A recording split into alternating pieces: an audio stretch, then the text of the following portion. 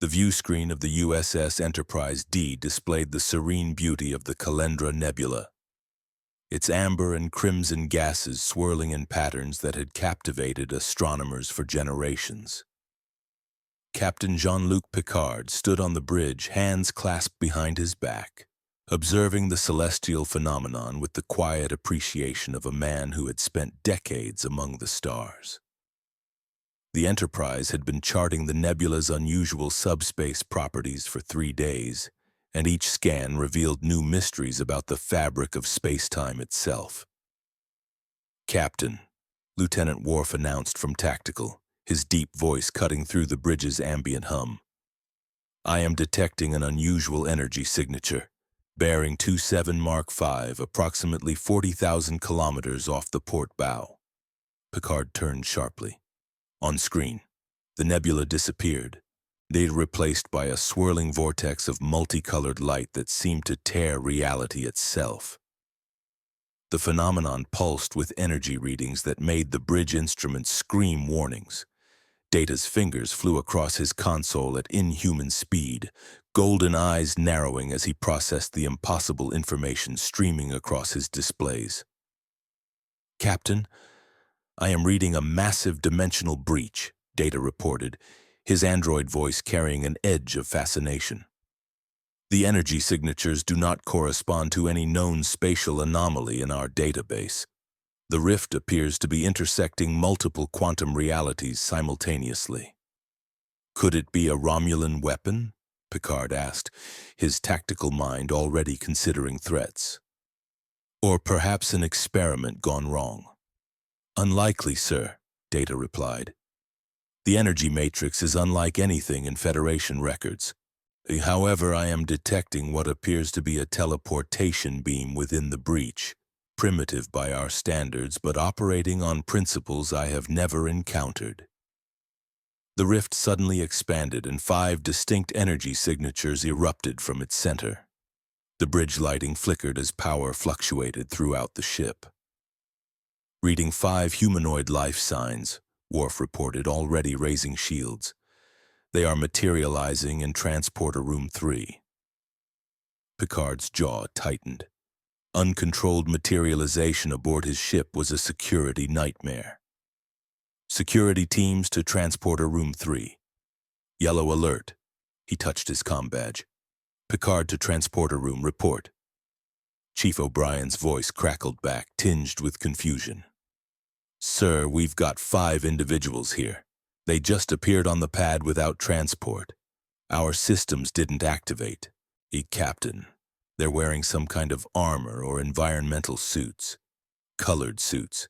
They look like teenagers." Teenagers. Picard exchanged a glance with Commander Riker, who had moved to stand beside him. The first officer raised an eyebrow in that characteristic expression of bemused concern. "Are they armed?" Picard asked. "Affirmative, sir. They're carrying weapons, bladed weapons and what might be energy projectors. But they're not threatening anyone. They seem disoriented, looking around like they don't know where they are." "Maintain position, but do not provoke them," Picard ordered. "Commander Riker, Mr. Worf, you're with me. Mr. Data, you have the bridge. Continue monitoring that rift." As Picard strode toward the turbolift, his mind raced through first contact protocols. The 5 armed teenagers materializing from an interdimensional breach wasn't in any manual. But the Federation had built itself on the principle that infinite diversity demanded infinite approaches. Whatever these young people were, wherever they came from, they deserved the same consideration and respect the Federation extended to all sentient beings. The turbolift descended, and Picard found himself wondering what new frontier had just opened aboard his ship. The Enterprise had encountered beings of pure energy, omnipotent entities and travelers from parallel universes. But something about this felt different. 5 teenagers in colored armor emerging from a tear in reality itself. The doors opened to Deck 6, and Picard walked with measured steps toward Transporter Room 3, flanked by Riker and Worf. Through the door, He could see 5 figures standing on the transporter pad, their helmets turning as they surveyed their surroundings with evident confusion and caution. The suits were unlike anything in Starfleet records. Sleek, form-fitting, each a different color: red, pink, blue, yellow, and black. They weren't threatening the security personnel, but their body language spoke of fighters ready to defend themselves. Picard stepped through the door, hands visible and empty. A gesture of peace recognized across 1,000 worlds. "I am Captain Jean-Luc Picard of the Federation Starship Enterprise.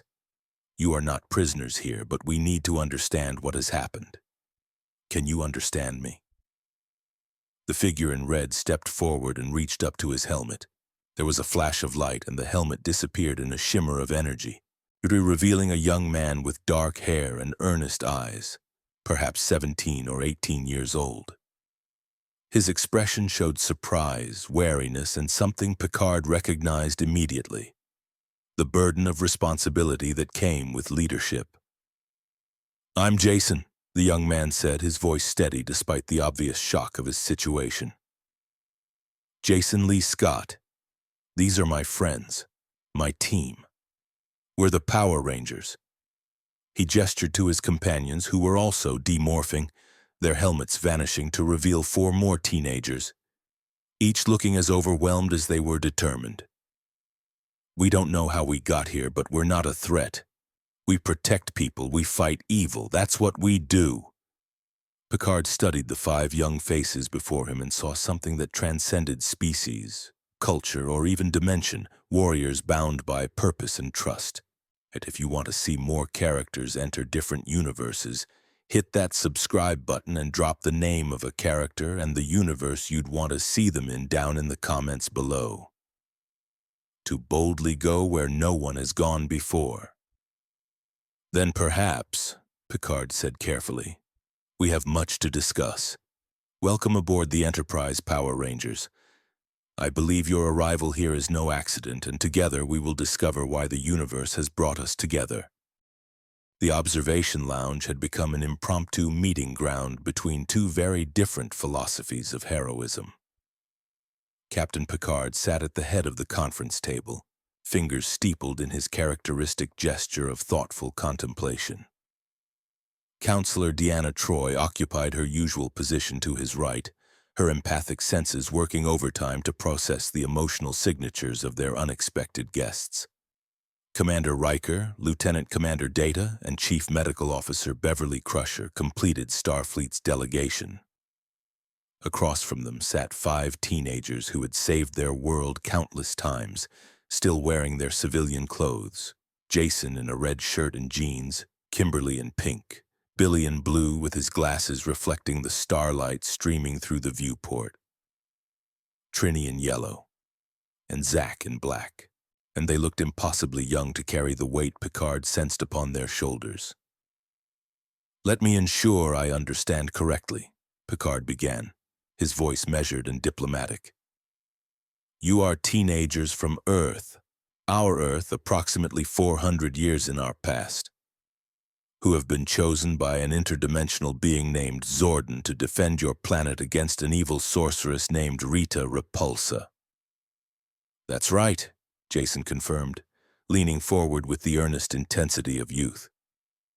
"Zordon chose us because we were 5 ordinary teenagers with attitude. He gave us the power to morph, to become Power Rangers. It's our responsibility to protect the innocent and defeat the forces of evil." Data's head tilted with curiosity. "Fascinating. Your description suggests a binary moral framework, good versus evil with clear delineations. In our experience, such absolute distinctions are rarely applicable to complex galactic politics." Billy Cranston adjusted his glasses, and Picard noticed the young man's eyes light up with intellectual excitement despite their dire circumstances. "Actually, our situation is more nuanced than it might appear. We've faced enemies who became allies, and we've had to make difficult choices about when to fight and when to seek peaceful resolution. But Rita Repulsa is unambiguously evil. She's conquered worlds, enslaved populations and seeks only domination and destruction. An interesting parallel to species we've encountered, Picard observed. Though we find that even the most aggressive civilizations act from comprehensible motivations. Survival, resources, cultural imperatives. Kimberly spoke up, her voice carrying both strength and frustration. With respect, Captain, we've been fighting Rita for months. We've seen what she does to innocent people. Sometimes evil is just evil, and it needs to be stopped. Troy leaned forward, her dark eyes gentle.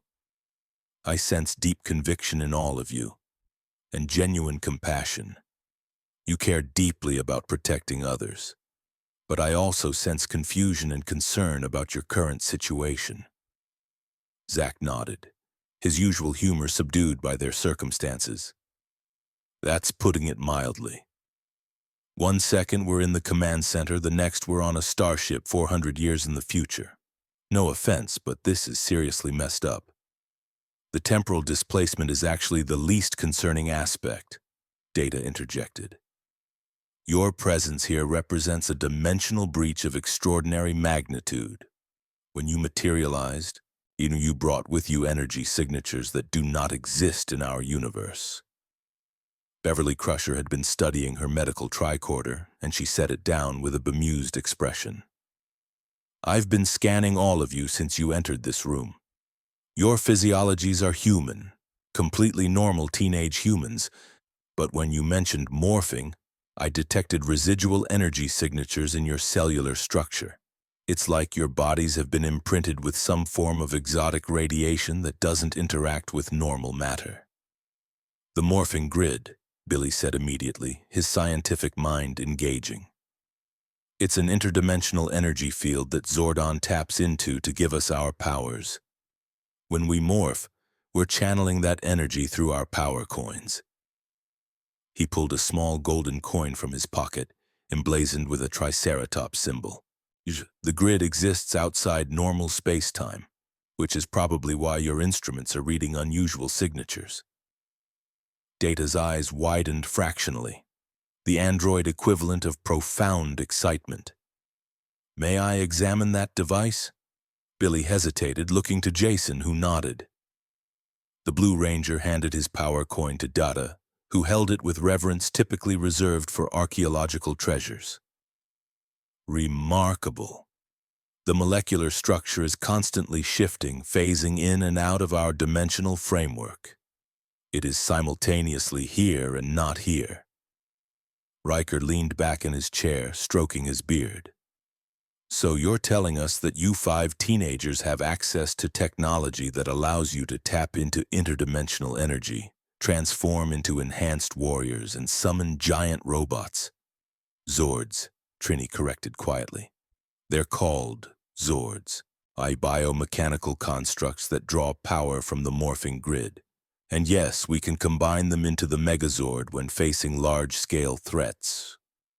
Picard absorbed this information with the practiced calm of a man who had conversed with omnipotent beings and witnessed the impossible become routine. Your technology, while different in principle from our own, appears to operate on consistent physical laws within its own framework. Commander Data, your assessment. The power coins function as quantum anchors to this morphing grid, Data explained, still examining Billy's coin with fascination. They are not technology in the conventional sense, but rather artifacts that interface between biological consciousness and extra-dimensional energy. Theoretically elegant, even though the energy requirements would be astronomical by Federation standards. We don't really worry about energy requirements, Kimberly admitted. When Zordon needs to send us into action, we morph and go. It's instinctive now. That raises an important question, Picard said, his tone shifting to something more authoritative. You mentioned Zordon. Where is this mentor of yours? Did he accompany you through the breach? Jason's expression darkened. We don't know. When Rita attacked, she was trying some kind of spell to banish us. Zordon told Alpha 5 to initiate an emergency teleport, but something went wrong. The teleportation beam intersected with Rita's magic, and then everything went white. Next thing we knew, we were materializing on your ship. Alpha 5? Riker asked. Our robotic assistant, Billy clarified, in a multifunctional automaton who helps maintain the command center and assists Zordon. If Zordon made it through the breach, Alpha would be with him. Picard touched his comm badge. Picard to bridge.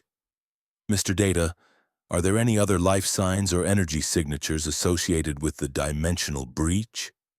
Data's voice responded from the bridge, where the second Data, his positronic brain allowing him to operate his console while his physical form remained in the observation lounge, maintained monitoring protocols. Negative, Captain. However, the breach itself remains open and appears to be stabilizing rather than collapsing. I recommend we maintain our position to observe its evolution. The Data in the observation lounge set down Billy's power coin with visible reluctance. Captain, I believe we are witnessing something unprecedented. These young people have bridged not merely dimensions but entire universal frameworks. Their presence here suggests the boundaries between realities may be far more permeable than previously theorized. Troy's expression shifted to concern. Captain, I'm sensing something from all 5 of them. Determination, certainly, courage, but also duty. They feel responsible for whatever happened. They're worried about their world, their families, their mentor. Jason met Picard's eyes directly, and the captain saw in this teenager something he recognized from every mirror he'd ever faced. Command. Captain Picard, we appreciate your hospitality, but we need to get home. Rita Repulsa is still out there, and without the Power Rangers, Earth is defenseless. Our families don't know where we are. Zordon might be in danger, and we can't just sit here while our world needs us. I understand your urgency, Picard replied, his voice carrying both sympathy and authority. But rushing into action without understanding the full situation would be reckless.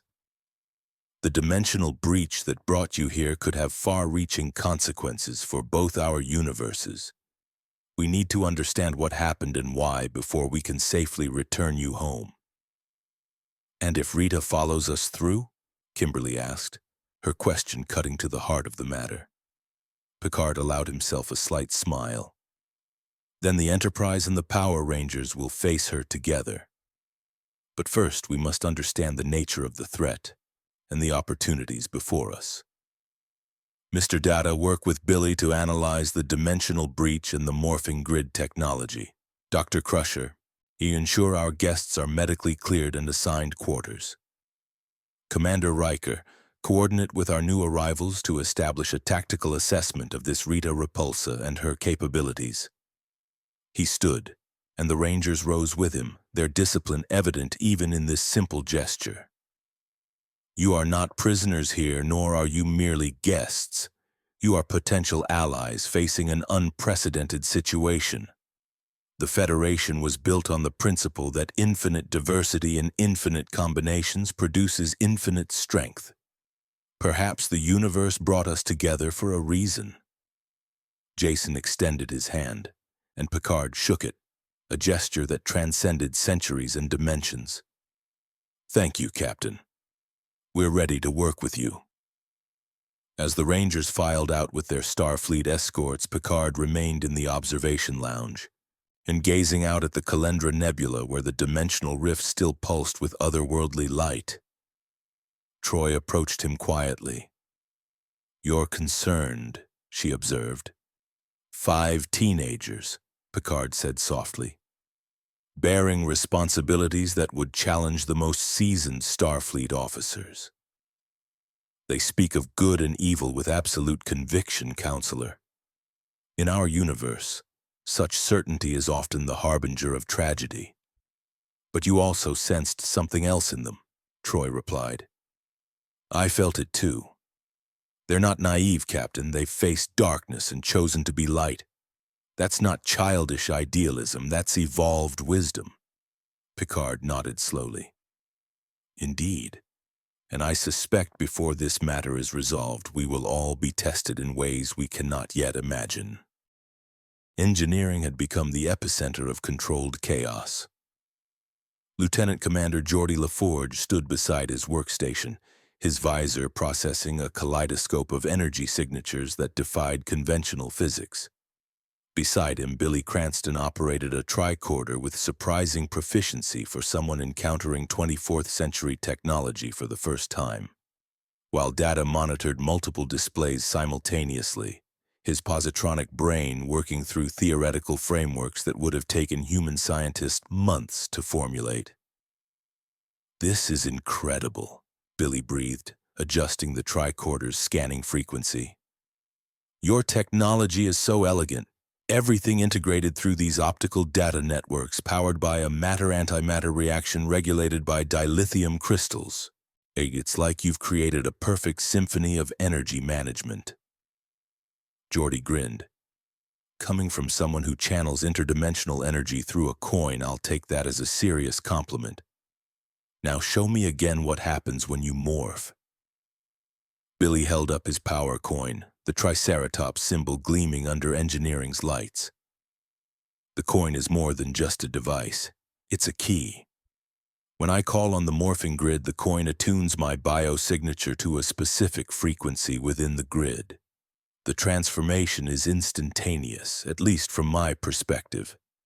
But not from an objective frame of reference," Data observed, his fingers dancing across his console. "I have been analyzing the residual energy signatures in Transporter Room 3. When you materialized, there was a quantum fluctuation lasting approximately 0.003 seconds during which your matter existed in a superposition state, simultaneously morphed and unmorphed." Billy's eyes widened behind his glasses. That's actually consistent with Zordon's explanation of how the grid works. He said morphing exists outside normal time, that we're accessing a state of being rather than transforming in the conventional sense. Geordie manipulated his console, bringing up a three-dimensional representation of the energy matrix they'd detected. "Here's where it gets really interesting. The morphing grid isn't just dimensional energy, it's structured. Look at these patterns."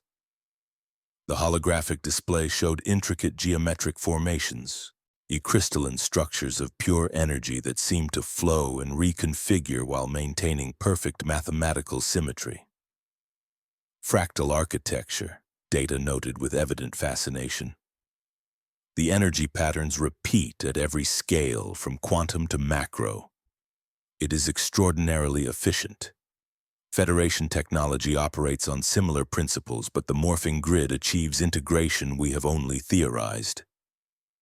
Billy leaned closer to the display, his scientific passion overriding his anxiety about being stranded 4 centuries from home. Zordon never fully explained how he created the power coins or accessed the grid. He's existed as pure energy for thousands of years, since his battle with Rita imprisoned him in a time warp. Most of what we know about our powers comes from experience, not theoretical understanding. "A common limitation of advanced technology," Geordie observed. "Sometimes the tools work perfectly without the users understanding the underlying principles.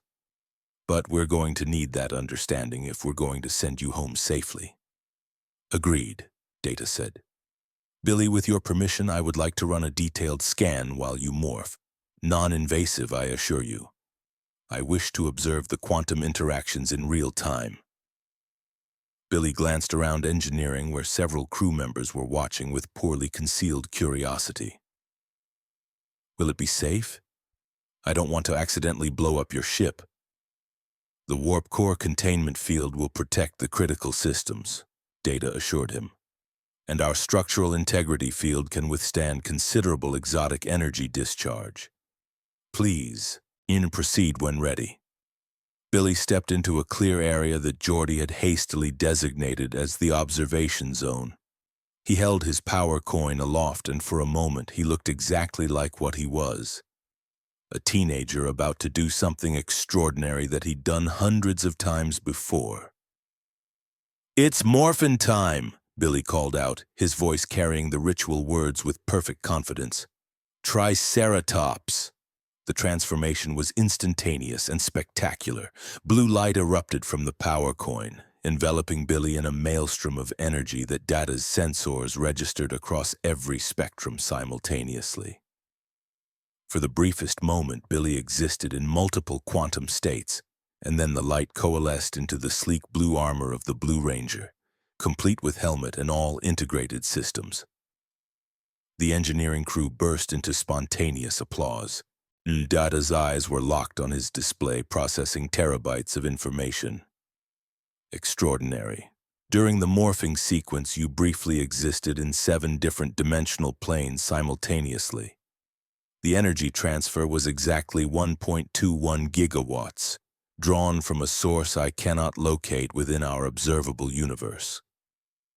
The morphing grid exists outside your space-time, Billy explained, his voice slightly modulated by the helmet. He reached up and the helmet dematerialized with another flash of blue light, revealing his face again. That's why your sensors can't find the source. It's not here. It's everywhere and nowhere. Geordi was shaking his head in amazement. The precision required to channel that much energy through a biological system without cellular damage, it's beyond our medical technology. Then how are you not fried? Zordon's power protects us, Billy said simply. The morphing grid doesn't just give us strength and armor. It enhances our bodies, our reflexes, our healing. We're still human, but we're operating at peak human potential when morphed. Data called up another display. I have been comparing your morphing sequence to our transporter technology. There are fascinating parallels. Both systems disassemble and reassemble matter at the quantum level. However, your process is far more elegant. You maintain consciousness throughout, and the reassembly includes exotic matter components that do not exist in our universe. The suits, Billy realized. They're not really suits at all, are they? They're constructs of morphing grid energy made temporarily solid. Precisely, Data confirmed, which raises an intriguing question. If the morphing grid exists outside our dimensional framework, how did you manage to bring your powers through the breach? Billy frowned, his analytical mind working through the problem. The power coins are physical anchors. As long as we have them, we maintain our connection to the grid. But you're right. The fact that the connection still works here suggests that the morphing grid is truly universal, transcending individual dimensions. Or, Geordi proposed, the dimensional breach is still open and you're drawing power through it. All 3 of them turned to look at the main display where the swirling vortex in space continued to pulse with energy. Data's fingers moved across his console with renewed purpose. A testable hypothesis, the android said. If the Ranger's powers are being channeled through the breach, then any fluctuation in the breach's stability should correspond to fluctuations in their access to the morphing grid. Billy's expression grew troubled. If the breach closes while we're still here, you would lose your powers, Geordi finished grimly, and possibly your only way home. The comm system chirped. Bridge to engineering. Captain Picard here. Commander LaForge, we're detecting unusual activity within the dimensional breach. Can you confirm? Geordi checked his readings and his expression tightened. Confirmed, Captain. Energy levels are spiking. We're reading multiple new signatures emerging from the breach. What kind of signatures? Picard's voice carried an edge of command readiness. Data answered, his tone carrying an unusual note of concern. Captain, I am detecting biological entities, humanoid configuration, approximately 200 life signs and increasing. They are materializing in space approximately 60,000 kilometers from our position. Billy's face went pale. 200 humanoids in space. Captain, that sounds like putty patrollers, Rita's foot soldiers. They don't need to breathe. If they're here, Then Rita Repulsa may have followed you through the breach, Picard concluded. Red alert. All hands to battle stations. Engineering, I want those Rangers on the bridge immediately.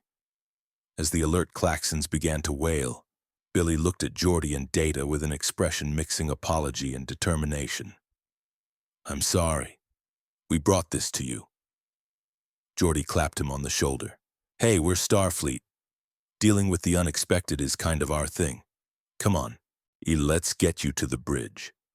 Something tells me the captain's going to need all the expertise we can provide. As they rushed toward the turbolift, Data paused for a moment, his positronic brain processing implications at quantum speed. Billy, one more question. These putty patrollers, are they sentient? Billy's hesitation spoke volumes. We don't know. They follow Rita's commands, they fight, but they've never spoken or shown independent thought. When defeated, they just dissolve. Why?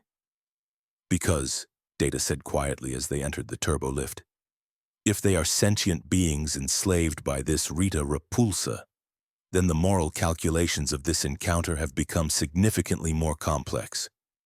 The turbolift ascended toward the bridge, carrying 3 brilliant minds toward a confrontation that would test both Federation philosophy and Power Ranger conviction. The bridge of the Enterprise had transformed into a theater of controlled tension. Red alert lighting bathed everything in crimson urgency as Captain Picard stood at the center of his command arena. Surrounded by the best crew in Starfleet and 5 teenagers who had fought battles he was only beginning to comprehend. On screen, Picard commanded. The view screen shifted to display a sight that challenged even the Enterprise's seasoned crew. 200 gray, humanoid figures floating in the void of space, their bodies rigid and identical, arranged in perfect military formation.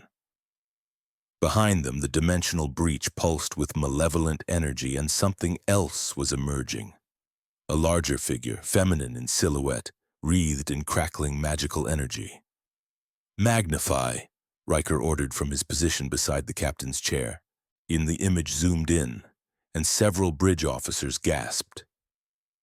The woman materializing in space was dressed in elaborate robes of green and gold, her face painted white, her hair styled in an impossible vertical arrangement that seemed to defy physics. She held a crescent moon staff that radiated power, and her expression was one of pure theatrical malevolence. Rita Repulsa, Jason confirmed grimly, standing with his team near the tactical station. All 5 Rangers had morphed, their colored armor gleaming under the red alert lighting. That's her. The putty patrollers are her foot soldiers. Worf's hands moved across tactical controls, his Klingon warrior instincts fully engaged. Captain, the hostile entities are armed with crude melee weapons. They are moving toward our position at sublight speed. They will reach us in approximately 4 minutes. The woman, Rita Repulsa, is generating a protective field around herself and her forces, Data reported from Ops. It appears to be some form of sustained energy manipulation. My sensors classify it as impossible, yet it clearly exists. Magic, Kimberly said, her pink armor reflecting the alert lighting. Rita uses dark magic. Your sensors probably can't classify it because it doesn't follow scientific laws. Picard turned to face the Rangers, his expression thoughtful rather than dismissive. In my experience, Ranger, all phenomena follow laws. We simply may not understand them yet. Her magic appears to manipulate energy in ways that violate our current understanding of physics, but that does not make it supernatural. Semantics, Captain, Trini observed from behind her yellow helmet. You call it magic or advanced science, it's still dangerous. Agreed, Picard said. He touched his comm badge. Picard to all hands. We are facing an incursion by hostile forces from another dimension. These entities have pursued our guests through the dimensional breach. We will attempt diplomatic contact before resorting to force. All stations prepare for possible combat. Zach's helmet tilted toward Jason. Diplomatic contact with Rita? Captain, she's not going to negotiate. She doesn't do reason. Nevertheless, we must try, Picard insisted. Mr. Worf, open a hailing frequency. Worf's expression suggested he agreed with the Ranger's assessment, but his discipline was absolute. Hailing frequencies open, sir.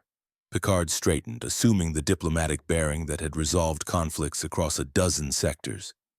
This is Captain Jean-Luc Picard of the United Federation of Planets Starship Enterprise. You have entered Federation space through an unauthorized dimensional breach. We mean you no harm, but we must ask you to identify yourself and state your intentions. For a moment, silence hung over the bridge. Then the view screen flickered and Rita Repulsa's face filled the screen. Her eyes were wild with malice and dark glee, her voice shrill and theatrical. Federation? Starship? I don't care about your pathetic little empire, Captain. I am Rita Repulsa, Empress of Evil, Mistress of the Dark Dimension, and I have come for those meddling Power Rangers. She thrust her staff toward the screen, and energy crackled around its crescent moon tip. Return them to me immediately, or I will reduce your ship to space dust. Deanna Troi leaned forward from her seat, her empathic abilities working overtime. Captain, I'm sensing intense malevolence, yes, but also something else. Frustration. Obsession. She's pursued the Rangers with single-minded determination. Captain Picard, Jason stepped forward, removing his helmet so Picard could see his earnest face. You need to understand something about Rita. She's been terrorizing worlds for 10,000 years. She was imprisoned on the moon by Zordon's people, but astronauts accidentally released her. Since then, she's been trying to conquer Earth, and we're the only thing stopping her. This isn't a territorial dispute or a cultural misunderstanding. She's genuinely, irredeemably evil. Picard studied the young man's face, and then looked back at Rita's image on the screen, her expression twisted with hatred and megalomania. He had faced beings of immense power before, Q, the Duwad, the Borg, and he had learned that even the most alien intelligence operated from some comprehensible framework. But this creature seemed to revel in malice for its own sake. Rita Repulsa, Picard began again, his voice firm but diplomatic. We have no quarrel with you. However, the individuals you seek are under the protection of the Federation. If you have grievances, we can mediate. Rita's laughter cut him off, a sound that was genuinely chilling in its unhinged quality. Mediate? Mediate? You fool! There is no mediation. There is only conquest and domination. I will have those Rangers, and then I will have your world, and then I will have every world in this pathetic dimension. She raised her staff high. Putty patrollers, attack! The gray figures began accelerating toward the Enterprise, their formation perfect and ominous. Captain, they are approaching at increased velocity, Data reported. They will reach weapons range in 90 seconds. Picard's jaw tightened. He had given diplomacy its chance. Shields up, charge phasers, but hold your fire. Perhaps a demonstration of our capabilities will encourage reconsideration. Captain, Riker said quietly, permission to speak freely? Always number one.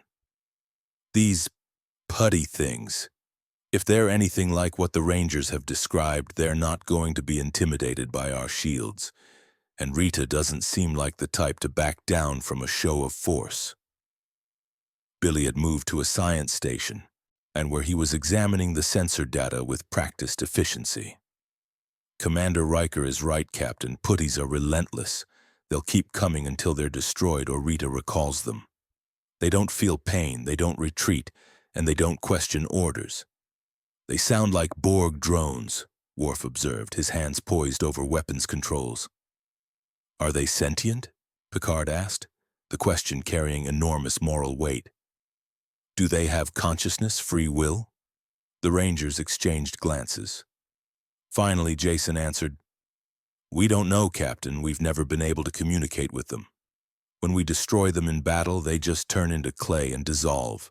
Alpha 5, our assistant, once theorized that they're magical constructs, animated by Rita's power but not truly alive." "But you don't know for certain," Picard pressed. "No, sir. We don't." Data turned from his console, his golden eyes reflecting the gravity of the situation. "Captain, I am detecting unusual energy emissions from the putty patrollers. They appear to be sustained by a continuous transmission from Rita Repulsa herself. If she is the source of their animation, then they may indeed be non-sentient constructs rather than enslaved beings." 30 seconds to contact," Worf announced. Picard made his decision with the weight of command settling on his shoulders. "Target phasers on the lead formation, minimum power. I want to disable, not destroy. Perhaps if we demonstrate our capabilities, Rita will reconsider her approach." "Aye, Captain. Phasers locked. Fire." Twin beams of orange energy lanced out from the Enterprise, striking 3 putty patrollers with surgical precision. The constructs spasmed, and their gray forms crackling with phaser energy. And then they simply reformed and continued their approach, undamaged. "What the?" Geordi's voice came over the comm from engineering. "Captain, those phasers should have incapacitated them. The energy transfer was perfect, but it's like they absorbed it and recycled it." "Magic," Kimberly repeated. "Your technology is amazing, but Rita's magic doesn't play by your rules." Rita's voice screeched across the communication channel. "Did you really think your primitive ray guns would stop my putty patrollers? They are invincible, indestructible. They are clay given life by my supreme power." The putty patrollers smashed into the Enterprise's shields and the entire ship shuddered. Alarm klaxons blared as the constructs began hammering against the deflector shields with superhuman strength. "Shields holding at 87%, Worf reported. "But these impacts are unlike standard weapons fire. They are physically striking the shields, causing cumulative stress." Jason moved to stand beside Picard, his red armor catching the light. "Captain, with respect, you're not going to stop them this way. Putties can only be defeated by direct physical combat or by disrupting Rita's connection to them. Your ship's weapons are too sophisticated. They're designed for energy warfare, not brawling." Picard watched the tactical display as more putty patrollers swarmed around the Enterprise, their relentless assault continuing. "Are you suggesting we send security teams into space to engage in hand-to-hand combat with magical clay constructs?" "No," Jason said firmly. "I'm suggesting you let us do what we were chosen to do. In Power Rangers, it's time to take the fight to them. With your permission, Captain." Picard looked at these 5 teenagers who had been thrust into his universe, bearing responsibilities no adolescent should have to carry. But he saw in their eyes something he recognized from every command decision he'd ever made. The certainty that comes from knowing your duty and the courage to fulfill it. "Counselor Troy," Picard said quietly. "Your assessment." Troy's eyes never left the Rangers. "They're afraid, Captain, but they're also completely committed. They've done this before many times. They believe they can protect us." "Commander Data, can the Rangers survive in space without environmental suits?" Data consulted his scans of the Rangers' earlier morphing sequence. "Their armor appears to generate its own life support field. However, I cannot guarantee its effectiveness in hard vacuum." "We've fought in space before," Billy assured him. "The morphing grid protects us in any environment. We'll be fine."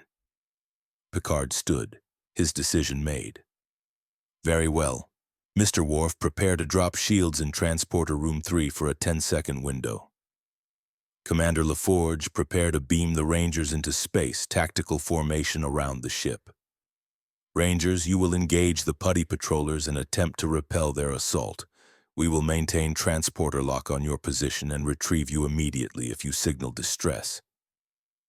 Jason replaced his helmet with a flash of red light, his morphed voice carrying absolute determination. "We won't let you down, Captain. It's morphin' time, but it already is. Rangers, let's show them what teamwork really means." As the 5 teenagers rushed toward the turbolift, Picard returned his attention to the view screen, where Rita Repulsa was watching with evident glee. Behind her, the dimensional breach continued to pulse with ominous energy. "Number 1, Picard said quietly to Riker. "I have just authorized 5 children to engage in combat against magical constructs in the vacuum of space while being commanded by an evil sorceress from another dimension." Riker's expression was carefully neutral. "When you put it that way, sir, it does sound somewhat unorthodox." "Indeed," Picard agreed. "Let us hope Starfleet Command accepts unprecedented circumstances as adequate justification for my log entry." "Transporter room reports ready," Worf announced. "The Rangers are in position." Picard took a deep breath and gave the order that would change everything. "Drop shields. Energize." The void of space became a battlefield unlike any the Enterprise crew had ever witnessed. 5 streaks of colored light materialized in perfect formation around the ship's saucer section. Red, pink, blue, yellow, and black, each ranger immediately engaging the swarm of putty patrollers with practiced precision. On the bridge, every eye was locked on the view screen as the impossible became routine. Jason's red-armored form spun through the vacuum, his power sword gleaming as it cut through 3 putties in a single arc. The constructs exploded into clay fragments that dissolved into nothingness, but more immediately took their places. "Fascinating," Data observed, his fingers recording every detail. "The Rangers are maneuvering in zero gravity with perfect coordination. They must have an innate sense of 3-dimensional combat tactics." "They're using each other as anchors," Worf noted with grudging respect. "When one Ranger strikes, another provides counterforce to maintain position. It is effective small unit tactics." Kimberly's pink armor flashed as she fired her power bow, energy arrows streaking through space to strike putties with unerring accuracy. Each arrow detonated on impact, sending clay fragments spiraling away. Billy worked in tandem with her, his power lance extending to twice its length as he vaulted off the Enterprise's hull, using the ship itself as leverage to strike at the constructs from unexpected angles. Trini and Zack fought back-to-back, or as close to that configuration as space combat allowed, their power daggers and power axe working in perfect synchronization. When putties tried to flank them, the Rangers simply rotated their formation, adapting to 3-dimensional warfare with fluid grace. "Captain," Geordi's voice came through the comm, tinged with awe, "I'm reading energy expenditures from the Rangers that should be impossible. They're generating thrust, maintaining atmospheric pressure, and powering their weapons simultaneously. The morphing grid is supplying everything they need in real time." Picard watched the battle unfold with the analytical eye of a strategist. The Rangers were clearly skilled combatants, but more than that, they fought with absolute trust in one another. Every movement was coordinated, every strike created an opening that another Ranger exploited. It was teamwork elevated to an art form, but they were also outnumbered 40-1. And more putties were emerging from the dimensional breach with every passing second. "Mr. Data, can we assist them without risking friendly fire?" Data's hands moved across his console with inhuman speed. "The Rangers' movements are too rapid and unpredictable for targeting solutions. However, I believe I can modulate our shield harmonics to disrupt Rita Repulsa's connection to the putty patrollers. If my theory about their animation is correct, severing her magical transmission should cause them to deactivate." "Do it," Picard ordered. "Captain!" Worf's warning came too late. A massive surge of energy erupted from Rita's staff, and suddenly the dimensional breach expanded dramatically. Something enormous was emerging, a figure that dwarfed the Enterprise itself. and the view screen automatically adjusted its magnification to capture the full scope of the new threat. It was a giant, easily 300 meters tall, its body composed of patchwork metal plates and glowing energy conduits. The face was grotesque, all fangs and malevolent red eyes, and it carried a sword the size of a starship nacelle. "What is that?" Riker demanded. The Ranger's communications channel crackled to life. Jason's voice carried grim recognition. "That's Goldar, Rita's primary warrior. He must have grown to giant size. Rangers, fall back to the ship. We need the Zords." "Negative," Picard countermanded immediately. "You cannot summon giant robots in the middle of a starship. The mass displacement alone would—" "Captain, we don't have a choice." Jason's red armor streaked back toward the Enterprise, the other Rangers converging on his position. "Goldar in giant form is a planet-level threat. Your ship's weapons won't even scratch him. He's protected by the same magic that shields the putties." Data's console erupted with warnings. "Captain, the giant entity is raising its weapon. Energy readings suggest an imminent attack." The sword came down in a devastating arc, and only the Enterprise's shields prevented catastrophic damage. The ship lurched violently, throwing crew members from their stations. Sparks erupted from multiple consoles as the shield generators screamed under impossible stress. "Shields at 43%, Worf roared over the chaos. "Another hit like that will collapse our deflector grid." Picard gripped his command chair, his mind racing through tactical options that all led to the same conclusion. "Rangers, and if you have a solution, implement it now." "We need space," Jason responded. "Captain, move your ship 10,000 kilometers away. We'll handle Goldar, but we need room to operate." "Ensign, emergency warp maneuver 10,000 kilometers now," Riker commanded. The Enterprise leaped forward in a flash of distorted space-time, putting distance between itself and the giant warrior. The Rangers remained behind, 5 small figures hovering in space before an opponent who could crush them with a casual gesture. From the bridge, Picard watched as the 5 Rangers joined hands in a circle formation.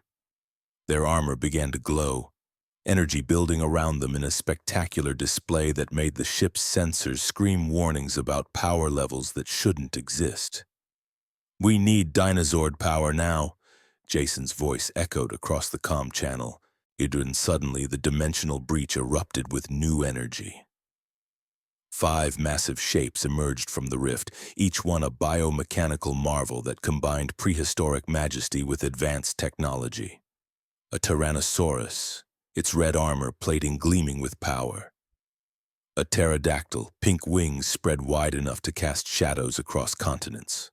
A triceratops, blue-armored and formidable. A saber-toothed tiger, yellow and sleek with predatory grace. A mastodon, black-armored and mighty. "Captain, I am reading 5 new contacts," Data reported, his voice carrying uncharacteristic excitement. "Each one masses approximately 700 metric tons. They are alive, sir. Biological readings mixed with mechanical components. They are true biomechanical constructs." The Rangers separated, each one streaking toward their respective Zord. Jason disappeared into the Tyrannosaurus's cockpit. Kimberly merged with the pterodactyl in a flash of pink light. Billy, Trini, and Zach claimed their Zords with practiced ease. And then, as the Enterprise crew watched in stunned silence, the impossible became magnificent. Switching to Megazord mode, the 5 Rangers' voices synchronized perfectly. The Dinozords began to transform and combine. The Tyrannosaurus formed the central torso and head. The Mastodon and Triceratops became the arms, their forms reconfiguring into massive weapons platforms. The saber-toothed tiger split to form the legs. The pterodactyl settled onto the chest, completing the transformation. Standing in space before the Enterprise was the Megazord, A 300-meter-tall giant warrior, red and silver, crackling with morphing grid energy, each wielding a massive power sword that had materialized from nowhere. "Captain," Data said quietly, "I believe we are witnessing what humans call a game changer."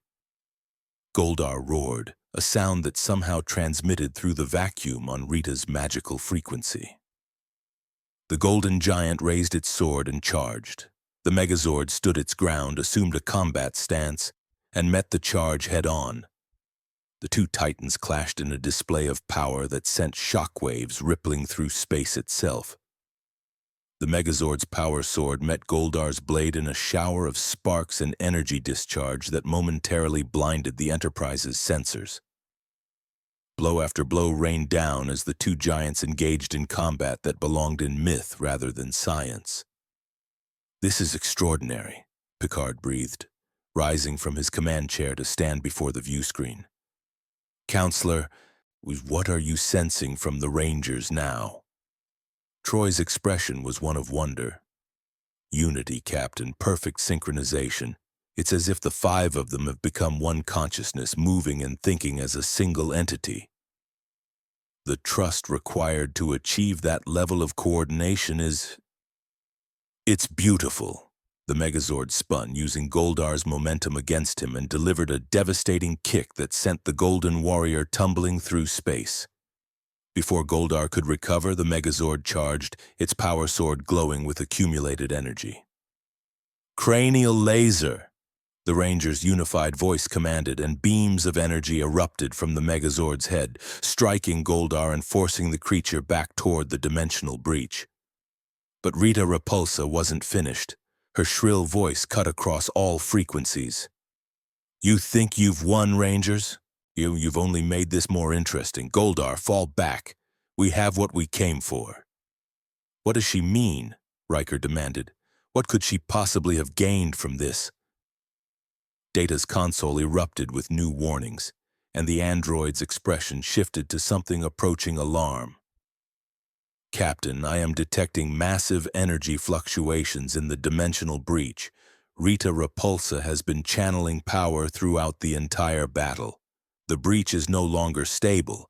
It is expanding exponentially." On the view screen, Goldar retreated through the rift and Rita followed, her laughter echoing with malevolent triumph. "Enjoy your new friends, Captain Picard. They'll be here forever. Once this breach collapses, nothing will ever cross between our dimensions again." The dimensional breach began to pulse with chaotic energy, on its edges fragmenting and reforming in impossible geometries.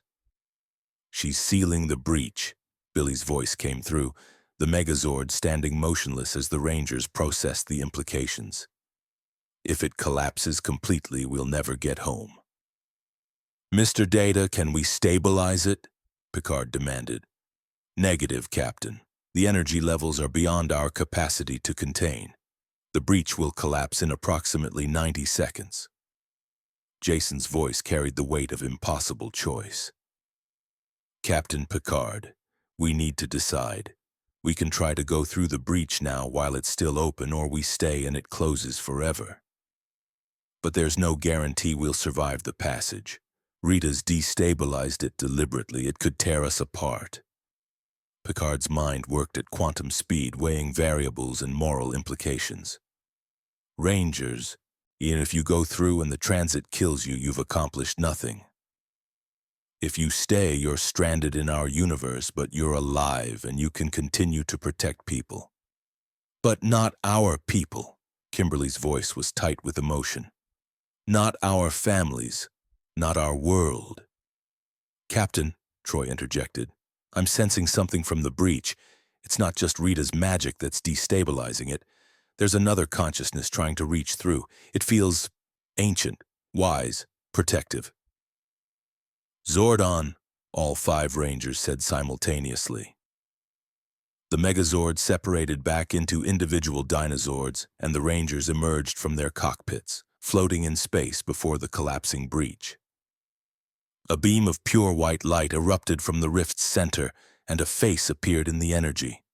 Enormous, benevolent, etched with power and wisdom accumulated over millennia.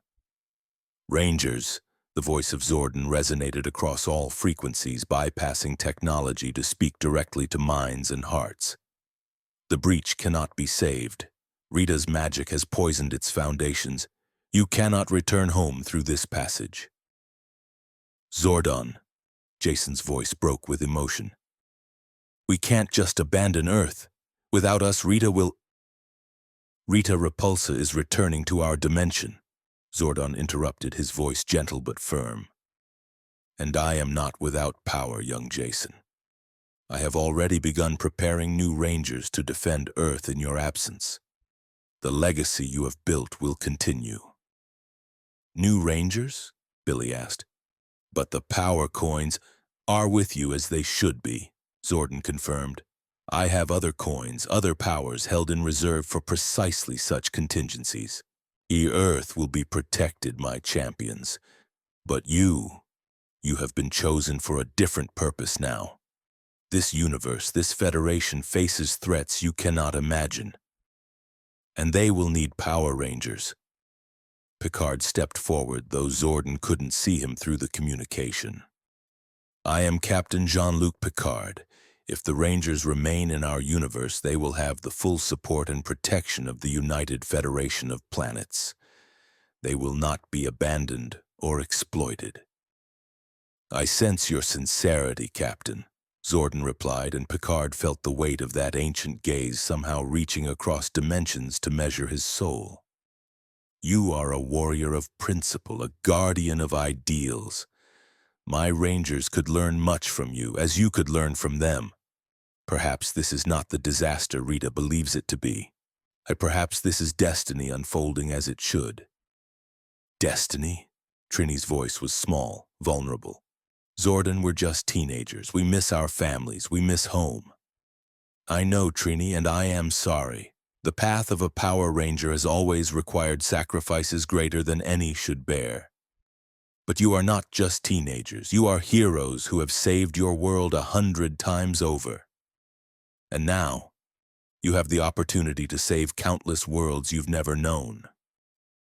The breach was fragmenting now, reality itself tearing at the edges as dimensional barriers reasserted themselves. I must go, Zordon said, his image beginning to fade. The breach will not remain stable long enough for further communication. Remember your training. Remember that you are Power Rangers now and always. And remember that you are never alone. You have each other, and now you have new allies in this brave new universe. May the power protect you, my champions. The image vanished. The dimensional breach collapsed in a cascade of energy that sent ripples through subspace for 3 light years in every direction. And then there was only normal space, stars shining with indifferent beauty, and 5 dinosaurs floating motionless beside a Federation starship. Inside the Tyrannosaurus, Jason removed his helmet and let the tears come. Around him, in their respective Zords, his teammates did the same. They were stranded. They were alone. They were 400 years from everything they knew. But they were alive, and they were still Power Rangers. Picard's voice came through gently on the open channel. Rangers, please return your Zords to standby configuration and beam back aboard the Enterprise.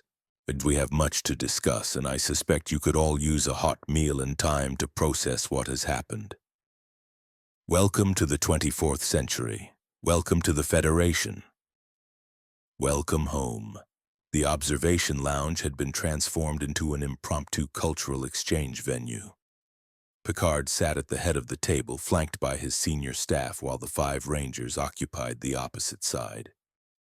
The teenagers were out of their armor now, looking exhausted and vulnerable in their civilian clothes. Someone from the crew had replicated meals that approximated late 20th century American cuisine, and the Rangers picked at their food with varying degrees of appetite. Worf stood at parade rest near the viewport, his expression thoughtful as he studied the young warriors. Throughout the debriefing he had said little, but Picard knew his chief of security was processing what he'd witnessed in the battle. I want to be clear about something, Picard began, his voice carrying both authority and compassion. You are not prisoners here. You are not conscripts. What happens next is entirely your choice. The Federation does not compel service from anyone, especially from those who have already sacrificed so much. Jason looked up from his barely touched burger. What are our options, Captain? We can't go home. We don't know anyone here. We don't even understand half the technology around us. Yeah, Zack added, his usual humor completely absent. And we're technically from the past, right? Our families haven't even been born yet. Everything we knew is ancient history to you. Data leaned forward, his expression gentle. Not entirely accurate, Zack. Your era is approximately 400 years in our past, but the timeline is preserved. Your families existed, lived their lives, and their descendants populate Earth today. In a sense, you are surrounded by the future children of everyone you knew. That's supposed to be comforting? Kimberly asked, her voice thick with suppressed emotion. Troy reached across the table, not quite touching Kimberly's hand, but offering presence. You're grieving, all of you. You've lost your world, your time, your families. That's not something that can be fixed with logic or reassurance. It simply hurts. And it will hurt for a long time. Trini wiped her eyes quickly, trying to maintain composure. We're Power Rangers. We're supposed to be strong. Strength, Worf said suddenly, his deep voice cutting through the emotional tension, is not the absence of pain. It is the will to continue despite it. He stepped closer to the table, his imposing Klingon presence somehow comforting rather than threatening. I have watched you fight, yet you move with precision, honor, and absolute trust in one another. These are the qualities of true warriors. The Federation, and Starfleet particularly, would be honored to have you among us. Picard nodded. Lieutenant Worf speaks truth. If you choose to remain aboard the Enterprise, we can arrange for Starfleet training and eventual commission. Your combat experience is extraordinary, and your teamwork capabilities exceed anything I've witnessed outside of elite special operations units. Billy looked up, his analytical mind engaging despite his emotional turmoil. But we're not even 18 yet. We're not qualified for anything in your time. We don't have degrees or credentials. We're just high school students who happen to get chosen to save the world. You have something far more valuable than credentials, Riker observed. You have experience. You've faced impossible odds and prevailed. You've made life and death decisions under pressure. Most Starfleet cadets won't encounter real combat until they're in their 20s, if at all. You've been warriors since you were teenagers. Commander Riker is correct, Data added. However, I should note that Starfleet Academy does require certain educational prerequisites. If you choose that path, you would need to complete equivalency studies in mathematics, sciences, Federation history, and xenocultural relations. Given your demonstrated intelligence and adaptability, I estimate you could complete the necessary coursework in approximately 18 months. Jason sat back, processing the information. And in the meantime, what do we do? Where do we live? You would remain aboard the Enterprise as civilian consultants, Picard explained. We would provide quarters, full access to recreational and educational facilities, and a stipend for personal expenses. Though in the Federation's post-scarcity economy, material needs are freely met. You would not be required to serve in any capacity, though I suspect you would find idle existence unsatisfying. You got that right, Zack muttered. We're not exactly used to sitting around. Geordi leaned forward, his visor fixed on Billy. I was hoping you might spend some time in engineering with us. The morphing grid technology is unlike anything we've encountered, and understanding it could advance Federation science by decades. Data and I would love to collaborate with you on analyzing how it works. Billy's eyes lit up despite his emotional state. Really? You'd want to work with me? I'm just, I mean, I'm not a scientist or an engineer in your terms. I just like to tinker and figure things out. That is precisely what scientists and engineers do, Data assured him. Your intuitive understanding of the morphing grid combined with our analytical capabilities could produce remarkable results. Beverly Crusher cleared her throat.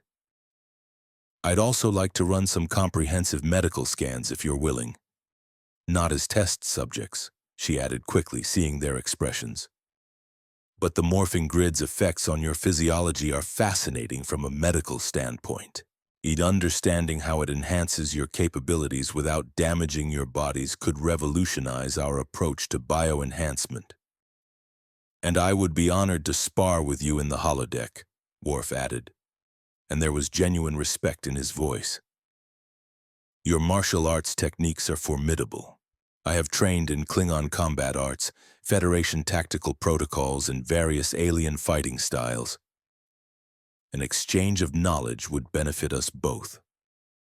Kimberly smiled slightly, the first real expression of positive emotion since the breach collapsed. You want to learn our fighting styles? I want to understand how 5 individuals can move as one, Worf clarified.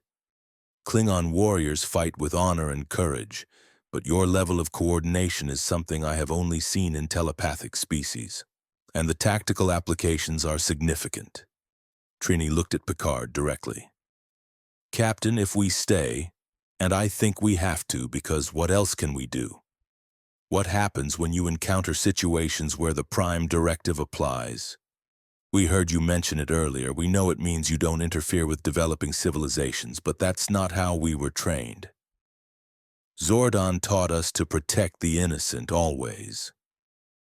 What happens when those two philosophies clash? The question hung in the air, heavy with implications. Picard took a moment to formulate his response, recognizing the critical importance of honesty. Then we will have difficult conversations, he said finally. The Prime Directive is Starfleet's most sacred principle, and it exists because history has taught us that even well-intentioned interference can cause catastrophic harm to developing cultures. We've seen civilizations destroyed by contact with advanced technology, cultures warped by outside influence, entire species enslaved because they weren't ready for the knowledge they gained. But we've also seen people die because we couldn't help them, Beverly added quietly. The Prime Directive isn't absolute, and it's not easy. It tears at us every time we have to watch suffering we could prevent. So you do understand, Jason said. You get why we can't just stand by when we see evil. We understand completely, Picard confirmed. And that's precisely why these conversations will be necessary. You bring a different perspective, one born of direct action and absolute moral clarity. The Federation's approach is more nuanced, perhaps overly cautious at times. The tension between those viewpoints could either create conflict or produce wisdom greater than either perspective alone. Riker smiled slightly. Besides, you're not the first people to challenge the captain's interpretation of the Prime Directive. It happens more often than Starfleet Command would prefer. Despite everything, the Rangers smiled at that. Data tilted his head thoughtfully. There is another consideration. Your dinosaurs are currently in standby mode in space, but they cannot remain there indefinitely. We should discuss long-term storage solutions. The Enterprise doesn't exactly have a parking garage for giant robots, Billy acknowledged. Actually, Geordi interjected, we could modify one of the shuttle bays. Bay 3 is large enough to accommodate the Zords in their separated forms. And we could install morphing grid-compatible power systems to keep them maintained. It would be tight, but manageable. You'd do that? Kimberly asked. Just make room for our Zords? The Dinozords are not merely vehicles, Data observed. They are sentient biomechanical constructs bonded to each of you. Separating you from them would be analogous to removing a vital organ. Of course we would make accommodations. Worf nodded agreement. Warriors should never be separated from their weapons. It is a matter of honor. Jason looked at his team and Picard watched as silent communication passed between them. The kind of wordless understanding that only came from shared trauma and absolute trust. Finally, Jason turned back to the captain. We need some time to process everything, he said. To grieve what we've lost and figure out who we are now. But I think we want to try, to stay, to learn. Maybe even to join Starfleet eventually if we can meet the requirements. We're Power Rangers, Trini added. That doesn't change just because we're in a different universe. We still protect people. We still fight evil. We just need to understand what evil looks like here, and how to fight it without violating your principles. Or maybe sometimes we help you understand when those principles need to be challenged, Zach suggested, some of his natural confidence returning. Picard stood and everyone rose with him. Then we are agreed. You will remain aboard the Enterprise as civilian consultants while you complete your educational requirements and adapt to the 24th century. You will have full access to all ship's facilities and the support of this crew. In exchange, we ask only that you share your knowledge and perspectives, help us understand the morphing grid technology, and continue to be who you are. Heroes who stand for what's right. He extended his hand to Jason, who gripped it firmly. The handshake was more than formality. It was covenant. Welcome to the Enterprise, Rangers. Welcome to Starfleet's extended family, and welcome to a universe that is far larger, stranger, and more wondrous than you can yet imagine. As the meeting concluded and the Rangers were escorted to their new quarters by Counselor Troy, Worf remained behind with Picard. Captain, the Klingon said quietly. A word? Of course, Lieutenant. Worf's expression was contemplative, almost philosophical, a rare state for the pragmatic warrior. Those teenagers have honor, true honor. They fight not for glory or conquest, but to protect the weak. It is refreshing. High praise from you, Mr. Worf. They remind me of something I had forgotten, Worf continued. When I was young, before I joined Starfleet, I believed in absolute right and absolute wrong. The universe seemed simpler. These Rangers still have that clarity, but they have earned it through battle. They are not naive children playing hero. They are warriors who have chosen to be good. Picard smiled. And that troubles you? No, Captain, it inspires me, and I believe they will inspire this crew. We have become accustomed to moral ambiguity, to diplomatic complexity. Sometimes we forget that some things are simply right and some things are simply wrong. The Rangers will remind us. Indeed, Picard agreed, gazing out at the stars. I suspect these 5 young people will change the Federation in ways we cannot yet predict, and perhaps that change is exactly what we need. 3 days had passed since the Rangers' arrival, and the Enterprise had settled into a new rhythm. In the ship's gymnasium, converted temporarily into a martial arts dojo, Worf faced off against Jason in a training match that had drawn a crowd of off-duty crew members. The bout had been going for 20 minutes, and neither combatant had yielded. Worf struck with a powerful Klingon combat technique, all brutal efficiency and raw power. Jason deflected, shifted his weight, and countered with a precision strike that Worf barely blocked. The two warriors separated, circling, mutual respect evident in their stances. Your technique adapts mid-combat, Worf observed, breathing hard. How? We fought a different monster every week, Jason replied, equally winded. Sometimes every day. We learn to read our opponents and adjust. Rigidity gets you killed. In Klingon combat philosophy, we say, the warrior who fights only one way dies in only one way. Worf attacked again, and the bout resumed with renewed intensity. In engineering, Billy had become a fixture at the main diagnostic station. Geordi and Data flanked him as they studied holographic projections of the morphing grid's energy matrix. The three brilliant minds had developed an easy collaboration, Billy's intuitive understanding complementing the other's analytical precision. "Look at this harmonic resonance," Billy said, manipulating the display. "The grid doesn't just transmit energy, it responds to our intentions. It's almost like it's alive." "A fascinating hypothesis," Data replied. "If the morphing grid possesses some form of consciousness or proto-sentience, it would explain the intimate connection you describe with your Zords. It would also explain why Rita can't just steal the power coins," Geordi added. "The grid chooses its rangers, the coins are just the interface." Billy nodded enthusiastically. "Exactly. Zordon always said the power chose us because of who we are, not because we were special. We had the right qualities: courage, compassion, honor, and the grid responded to that." Data's eyes brightened. "Then the morphing grid operates on principles similar to certain philosophical frameworks we have encountered. The grid seeks balance, justice, and protection of life. It is, in essence, a force for good built into the fabric of its native dimension." "Which makes Rita's magic even more disturbing," Billy observed. She's using similar energy principles but corrupting them toward evil ends. It's like she's inverting everything the grid represents." In sickbay, Beverly Crusher was completing her medical analysis of the Rangers with Trini as her current subject. The Yellow Ranger sat on a bio-bed while scanners swept over her, collecting data that was rewriting medical textbooks.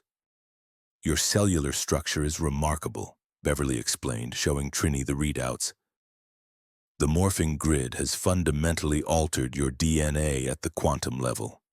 You're still completely human, but you're operating at absolute peak efficiency. Your immune system could fight off diseases that would kill a normal person. Your healing rate is accelerated. Even your aging process has been slowed." Trini's eyes widened. "Slowed? Even what does that mean?" "It means that morphing regularly has extended your potential lifespan by perhaps 20 to 30%. You'll age more slowly than baseline humans." Beverly paused. "The implications are extraordinary. If we could replicate this effect safely, we could help billions of people." "But you can't, can you?" Trini guessed. "Because it requires the morphing grid, and that's not accessible in your universe."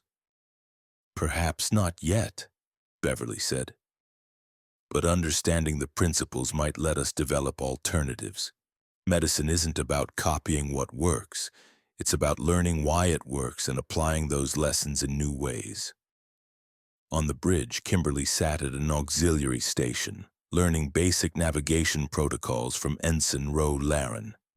The young Bajoran officer had taken the Pink Ranger under her wing, recognizing a kindred spirit, someone who had seen too much too young but refused to let it break her. "The key is thinking three-dimensionally," Ro explained. "Space doesn't have an up or down. Every direction is equal. It takes time to internalize that." "We fought in 3 dimensions all the time," Kimberly replied, her fingers moving across the pad with growing confidence. "When you're fighting putties in midair or battling monsters that can fly, you learn to think in 360 degrees pretty fast." "Then you're ahead of most Academy cadets," Rose smiled. "They spend weeks just getting used to zero-gravity tactical thinking." In 10 Forward, Zach had become an unexpected hit with the Enterprise crew.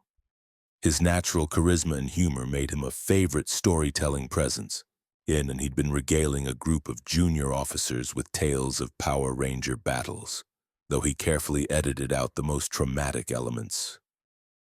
"So there we are, right?" Zach narrated, his hands gesturing dramatically.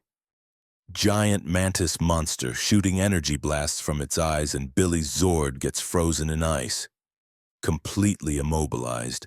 And Billy, cool as can be, just activates the Triceratops tail drill and breaks out like it's no big deal."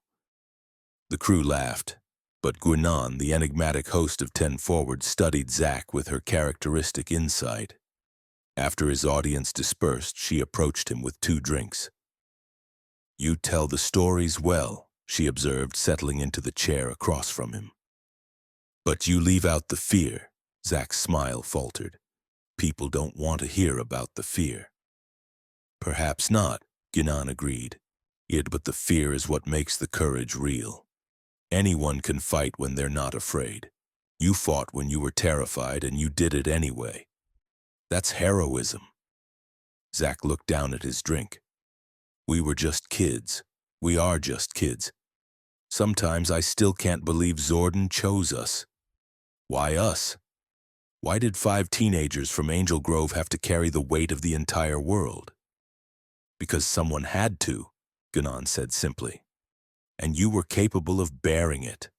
The universe doesn't always choose the people we think it should. It chooses the people who will rise to the challenge. Even when the challenge is being stranded 400 years in the future?" Guinan's smile was gentle. "Especially then. You've been given something remarkable, Zack. A chance to see what humanity becomes, how we grow, how we evolve, how we build something better than what you left behind. Not everyone gets that gift." Before Zack could respond, red alert klaxons began to wail throughout the ship. Guinan and Zack both stood immediately, professional instincts overriding personal conversation. Picard's voice came over the ship-wide comm. "All hands to battle stations. Rangers, report to the bridge immediately." Zack was already running, his communicator activating. "Jason, you hear that?" "On our way," Jason's voice confirmed. "Morphers ready." The bridge was organized chaos when all 5 Rangers arrived, still in civilian clothes but each carrying their power coins. The view screen displayed a planetary system, but something was clearly wrong. One of the planets was surrounded by a sickly green energy field, and ships, hundreds of them, were fleeing the system in panic. "Here, report," Picard commanded as the Rangers took positions near the tactical station. Data's fingers flew across his console. "Captain, we responded to a distress call from the Delios system. The 4th planet, Delios 4, is inhabited by a pre-warp civilization, approximately early industrial age, comparable to Earth's 19th century. "Pre-warp," Billy whispered. "That means Prime Directive applies." "Normally, yes," Riker said grimly. "But look at the energy readings." Worf brought up a detailed analysis. "The planet is encased in an energy field that matches no known Federation technology. It is draining the planet's natural resources at an exponential rate. Within 6 hours, the planet will be completely dead, all life extinct, all natural energy depleted." "What's causing it?" Jason demanded, and Data's response was quiet but devastating. "The energy signature matches readings we took from Rita Repulsa's magic during her attack on the Enterprise. This is her work." The Rangers stared at the view screen in horror. Kimberly's voice shook. "She's killing an entire planet. Why? What could she possibly gain?" "Power," Trini said bitterly. "She's draining the planet's life force to increase her own magical energy. We've seen her do it before, but never on this scale." Picard stood, his expression harder than the Rangers had yet seen. "Mr. Data, can we penetrate that energy field?" "Negative, Captain. Our shields would collapse within seconds of contact. The energy drain would affect the Enterprise just as it is affecting the planet." "What about transporters? Can we evacuate the population?" "Sir, the population of Delios 4 is approximately 800 million sentient beings. We do not have the capacity to evacuate even a fraction of that number before the deadline." The bridge fell silent. 800 million people dying because of a monster from another dimension. The Prime Directive forbade interference with pre-warp civilizations. But what did the directive say about allowing genocide? Jason stepped forward, his voice cutting through the paralysis of impossible choices.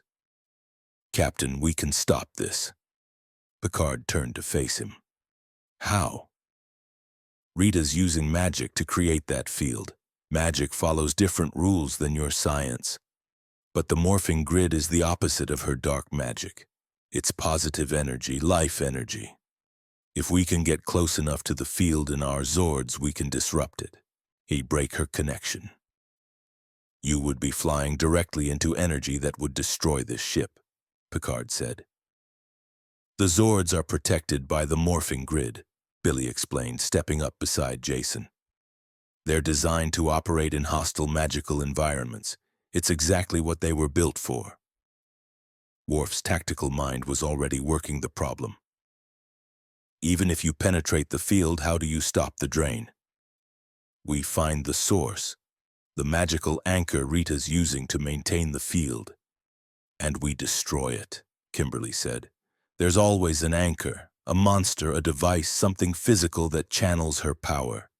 Kill the anchor, break the spell. Troy leaned forward, her empathic senses working. Captain, I'm sensing something from the planet. Confusion, fear, but also hope. They don't understand what's happening. But some of them are fighting back, trying to resist. They're not giving up. Picard's jaw tightened. He looked at his crew, then at the 5 teenagers who had become part of his ship's complement. The Prime Directive was clear. No interference.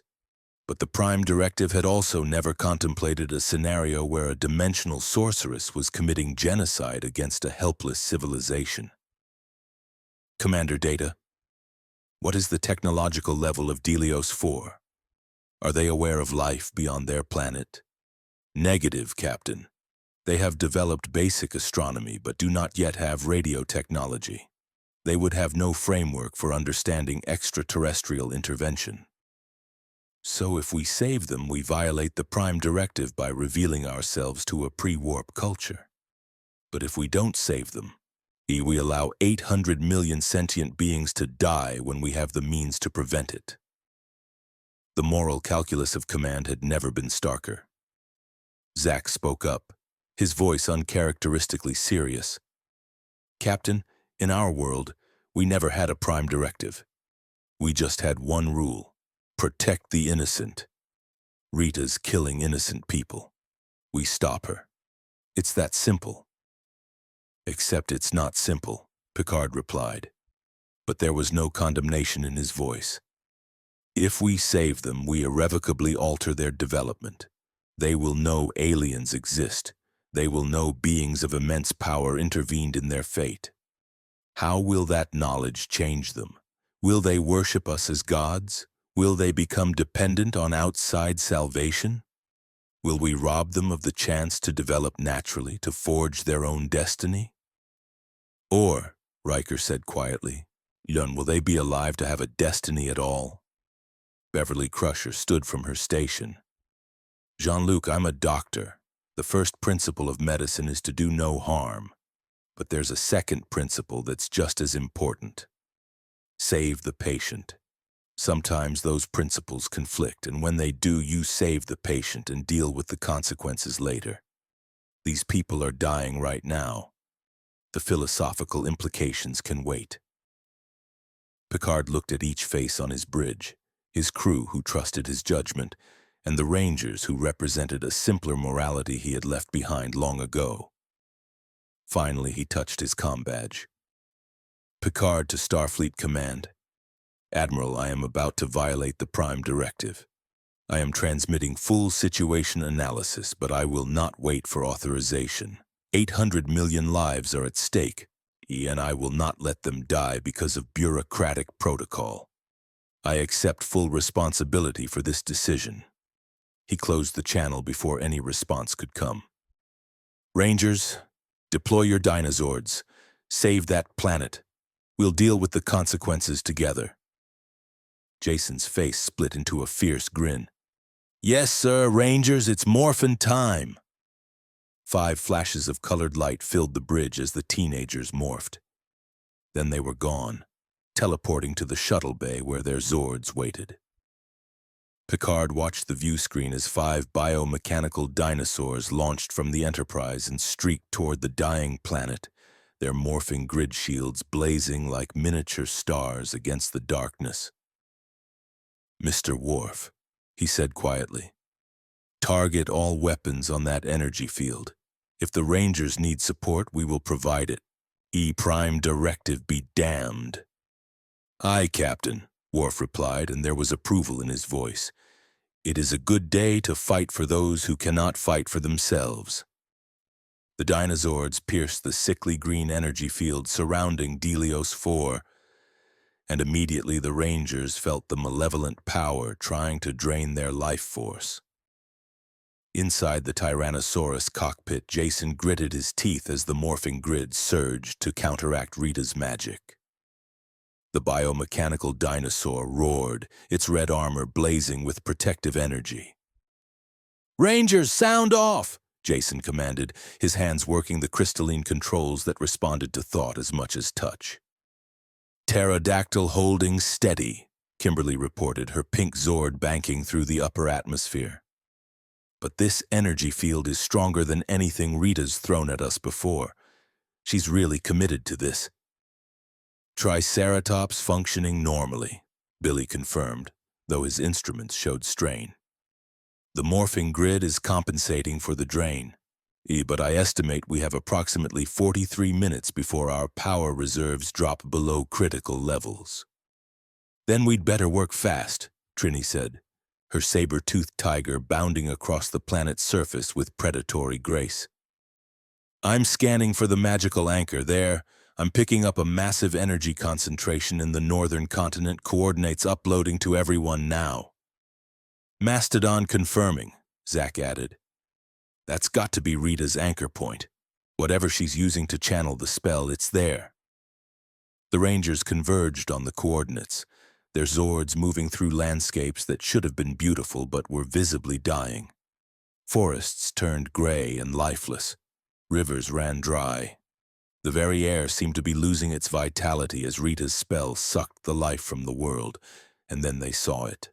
In the center of a vast plain stood a massive crystalline structure, easily 300 meters tall, pulsing with malignant green energy. Putty patrollers swarmed around its base, thousands of them. But they were different now. These putties were larger, more defined, covered in the same green energy that was killing the planet. "She's channeling the planet's life force through the putties," Billy realized with horror. "They're not just guards. They're part of the spell infrastructure. Destroying them might destabilize the anchor." "Then that's what we do," Jason declared. "Rangers, attack formation. Take out those putties." The Tyrannosaurus charged forward, its massive jaws crushing through the first wave of enhanced putties. But these constructs were stronger than before, their clay bodies reinforced with stolen life energy, and they clung to the Zord's legs, trying to drag it down through sheer numbers. Kimberly's pterodactyl strafed from above, energy blasts raining down on the putty formations. "There are too many. For every one we destroy, 3 more take its place." On the Enterprise bridge, Picard watched the battle unfold with growing concern. "Mr. Data, analysis. The Rangers are correct about the putty patrollers being integral to the spell structure," Data reported. "However, destroying them individually will not succeed before the Rangers' power reserves are exhausted. They need to strike at the crystalline anchor directly." "Captain, incoming transmission from the planet's surface," the communications officer announced. It's the native population. They're trying to reach us." Picard's expression was grim. "The Prime Directive has already been violated. Put it through." The view screen split, showing both the Ranger battle and a grainy, primitive video transmission. A being that resembled a humanoid covered in fine scales appeared, speaking in a language the universal translator struggled to process. Behind the being, Picard could see others of their species, clearly terrified, gathering in what looked like an underground shelter. "Not understand what? Happening. Sky creatures fighting. Please, children dying. Help." The transmission was fragmented, the technology barely capable of reaching space, but the desperation was universal. Troy's voice was thick with emotion. Captain, I'm sensing millions of minds down there. They know they're dying. They don't understand why, but they know something is killing their world. And they're trying to fight it even though they have no weapons that can help. Picard made his decision. Open a channel to the Rangers. Channel open, sir. Rangers, this is Captain Picard. The native population is aware of your presence. The Prime Directive has been comprehensively violated. There is no longer any reason to hold back. Use whatever force is necessary to destroy that anchor and save this world. Jason's voice came back, steady despite the chaos of battle. Understood, Captain. Rangers, you heard him. It's time for Megazord power. The 5 Dinozords began to shift and transform, their biomechanical bodies reconfiguring with practiced precision. The putty patrollers redoubled their attacks, trying to prevent the combination, but they were too late. The Megazord stood fully formed on the plain of Delios 4, towering over the crystalline anchor. Its power sword materialized in its hands, blazing with morphing grid energy that pushed back the darkness of Rita's spell. That's better odds, the Rangers said in perfect unison, their consciousness merged within the Megazord's neural interface. The giant warrior advanced on the anchor, sword raised. But before it could strike, reality twisted, and a figure appeared atop the crystalline structure. Rita Repulsa, but transformed, her body wreathed in the stolen life energy of 800 million beings. Her power magnified 1,000-fold. Did you really think I wouldn't prepare for your interference, Rangers? Rita's voice boomed across the planet, transmitted on frequencies that made the Megazord system scream warnings. This is my masterpiece. With the life force of an entire world, I will become unstoppable. I will conquer dimension after dimension until all of reality kneels before Rita Repulsa. She raised her staff, and the crystalline anchor pulsed with devastating power. A beam of pure life-draining energy struck the Megazord, and for the first time since combining, the Rangers felt their morphing grid shields buckle. She's too strong, Kimberly's voice cut through their unified consciousness. The planet's energy is augmenting her magic beyond anything we've faced. Then we don't face her directly, Billy's analytical mind cut through the panic. Look at the anchor structure, it's a resonance matrix. Rita's channeling the stolen energy through specific harmonic frequencies. If we can disrupt those frequencies, the spell breaks and the energy returns to the planet, Trini finished. Yeah, but we'd need to strike multiple harmonic nodes simultaneously, Jason realized. The Megazord can't do that. We'd need to separate and coordinate perfectly. Like we always do, Zach said. Come on, guys, we've pulled off crazier plans than this. The Megazord separated back into individual Dinozords, each one targeting a different crystalline node at the base of the anchor. Rita shrieked with rage, unleashing waves of putties and blasts of deadly magic, but the Rangers' coordination was perfect. On my mark, Jason commanded. 3, 2, 1, now! 5 attacks struck simultaneously, the Tyrannosaurus's jaws crushing one node, the pterodactyl's energy blasts shattering another, the Triceratops's drill piercing a third, the saber-toothed tiger's claws rending a fourth, and the mastodon's freeze blast destabilizing the fifth. And the crystalline anchor shattered in a cascade of energy that lit up the entire planet. The life force that Rita had stolen erupted outward in a wave of pure vitality, returning to every living thing it had been drained from. Forests turned green again. Rivers flowed. The air itself seemed to sing with renewed life. Rita Repulsa screamed as her augmented power collapsed. No, no, you've ruined everything. I'll destroy you all. Not today, Jason said grimly. The Dinozords recombined into the Megazord in record time. Prepare for Megazord attack, the unified Rangers commanded. The power sword blazed with accumulated morphing grid energy, every photon aligned, every quantum possibility focused on a single purpose: justice. Rita raised her staff in a desperate defense, but she was weakened now. Her stolen power returned to its rightful owners. The Megazord's sword came down in an arc of brilliant light that split the sky itself. The impact sent Rita Repulsa hurtling through space, her body tumbling through the void until she disappeared from sensor range, defeated but not destroyed. Evil diminished but never fully eliminated. The Megazord stood victorious on the plain of Delios IV as life returned to the world around it. And then, slowly, the Rangers became aware that they were being watched. All across the planet, the native population had emerged from their shelters. They stared up at the giant warrior that had saved them, their scaled faces showing expressions that transcended species, awe, gratitude, wonder, and fear all mixed together. Inside the Megazord, the Rangers felt the weight of millions of eyes upon them. "What do we do?" Kimberly asked quietly. "We've just shown ourselves to an entire pre-warp civilization. We're gods to them now." "No," Jason said firmly. "We're not gods. We're just people who were in a position to help. Captain Picard, what are your orders?" Picard's voice came through, calm and authoritative. "Rangers, return to the Enterprise. We will handle first contact protocols from here. You've done enough. You saved a world. Let us help them understand what happened." The Megazord separated one final time, and the 5 Dinozords lifted off from Delios IV, streaking back toward the Enterprise. As they departed, the native population watched them go, and some began to make marks in the dirt, drawings of the colored giants who had appeared from the sky to fight darkness. The first myths were being born.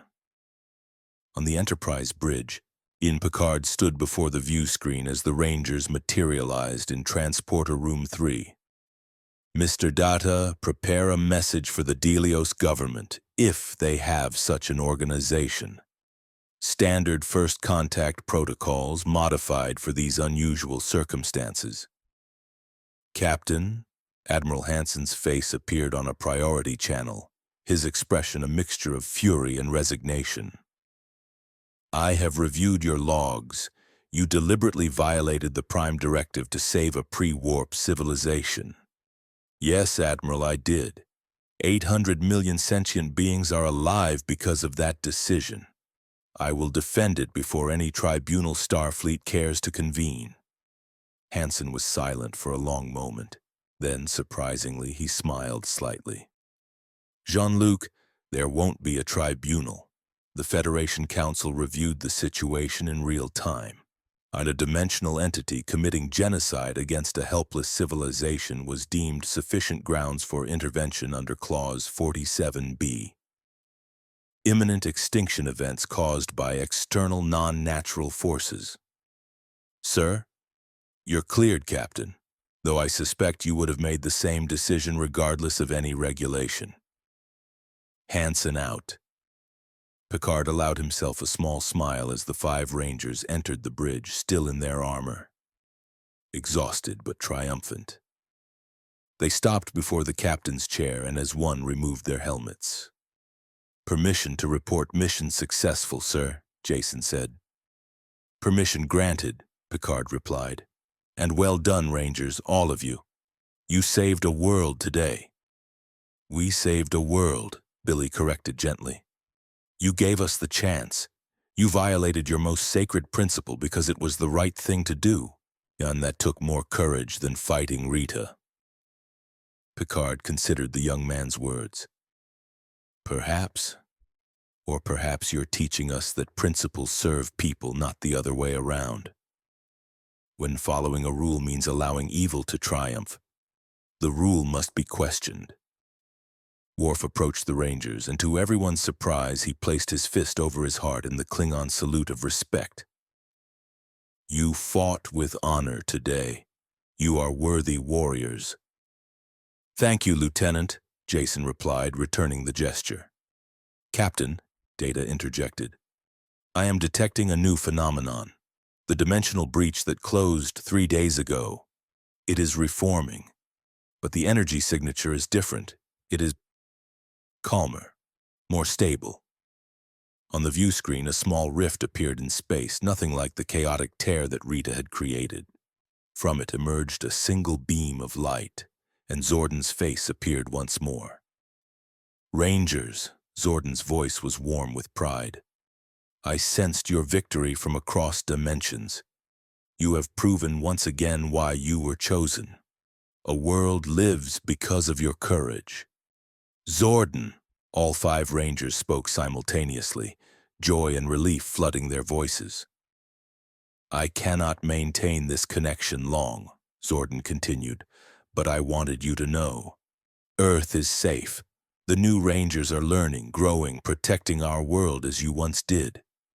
And you are exactly where you need to be.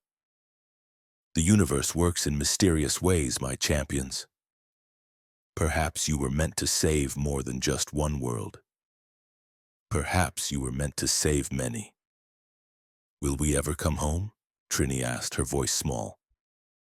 "Home is not a place, Trini. It is people, purpose, and the knowledge that you make a difference. You have found a new home aboard this vessel among these honorable people. Embrace it, learn from it, and know that I am proud of you always." The image began to fade.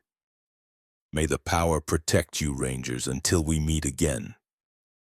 The rift closed, leaving only stars. For a moment, no one spoke. Then Zack laughed, the sound carrying relief and acceptance. "Well, I guess we're really Starfleet Rangers now." "Actually," Riker said with a grin, "you haven't completed Academy training yet. You're more like Starfleet Rangers in training." "Then we'd better get started," Jason said. "We've got a lot to learn about this universe, and apparently, it needs us." Picard stood and faced his crew, both his longtime officers and the newest additions to his extended family. "Indeed, and we have much to learn from you. The Federation was built on the principle that diversity strengthens us, that every perspective adds value. You bring something we have lost in our complexity, moral clarity, the certainty that some things are worth fighting for without hesitation. And you bring something we needed," Kimberly added. "Wisdom, the understanding that good intentions aren't enough. We need to think about consequences, about the ripples our actions create." "Together," Billy said, adjusting his glasses with a smile. "We're stronger than either of us could be alone." "Like combining into a megazord," Data observed, and everyone laughed at the android's perfect application of the metaphor. Picard allowed the moment to breathe, then gave his next orders. "Rangers, you're officially off duty for the next 24 hours. Rest, recover, and begin reviewing the Academy preparatory materials Commander Data has prepared. When you're ready, we'll begin your education in earnest." "Yes, sir," the 5 responded in unison, their military discipline natural as breathing. As they filed off the bridge, Counselor Troy approached Picard quietly. "You're pleased." "I am," Picard admitted. "They're remarkable young people, and I believe they will indeed change the Federation. Remind us of principles we've allowed to become abstract. Sometimes, Counselor, we need heroes who aren't afraid to be heroic." "And sometimes," Troy replied with a knowing smile, "heroes need a captain who isn't afraid to do what's right, regardless of the rules." Picard returned his attention to the view screen where Delios 4 shone with renewed life.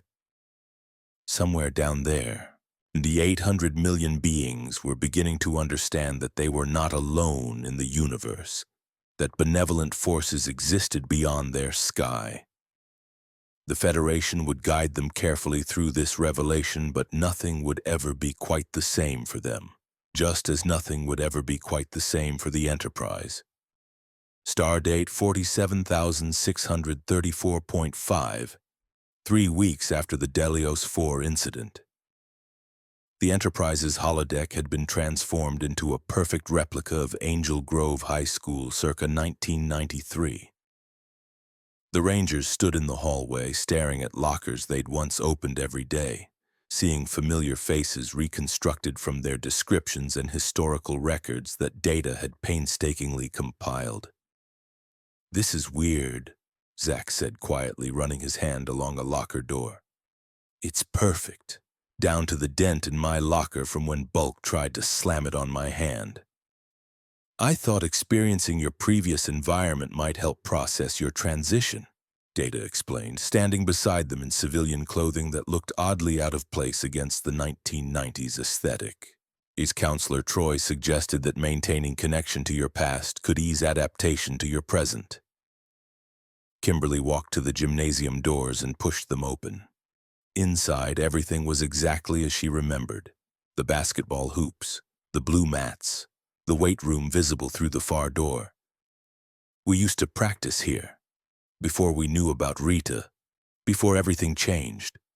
We were just normal kids worried about normal things." "And then you became extraordinary," came a new voice. The Rangers turned to see Captain Picard entering the holodeck, followed by Commander Riker, Lieutenant Worf, and surprisingly, Admiral Hansen via holographic projection. "Admiral?" Jason said, surprised. "Sir, we didn't know you were visiting." "I'm not, actually," Hansen replied, his holographic form perfectly stable. "I'm transmitting from Starfleet Command, but what I have to say concerns all of you, and I wanted to say it directly." The Rangers exchanged nervous glances. Billy pushed his glasses up. "Is this about Delios 4? Are we in trouble?" "Quite the opposite," Hansen said. "The Federation Council has spent the past 3 weeks debating the implications of your presence in our universe. The Delios incident accelerated those discussions considerably." Picard stepped forward, his expression unreadable. "Admiral Hansen brings news that will affect your future significantly, Rangers. Perhaps we should sit." The holodeck shimmered, and the gymnasium transformed into a formal briefing room, a compromise between Starfleet architecture and the familiar Angel Grove setting. They all took seats around a conference table that materialized. A Hansen's hologram stood at the head of the table. "Rangers, your actions at Delios 4 saved 800 million lives. But more than that, they exposed a fundamental weakness in the Federation's defensive capabilities. You faced a threat, an interdimensional magical entity, that our technology and tactical doctrines were completely unprepared for." "Rita Repulsa represents a new category of threat," Riker explained. "We've encountered energy beings, spatial anomalies, even omnipotent entities like Q. But Rita is different. She operates on principles that violate our understanding of physics, yet she's not beyond defeat. You proved that."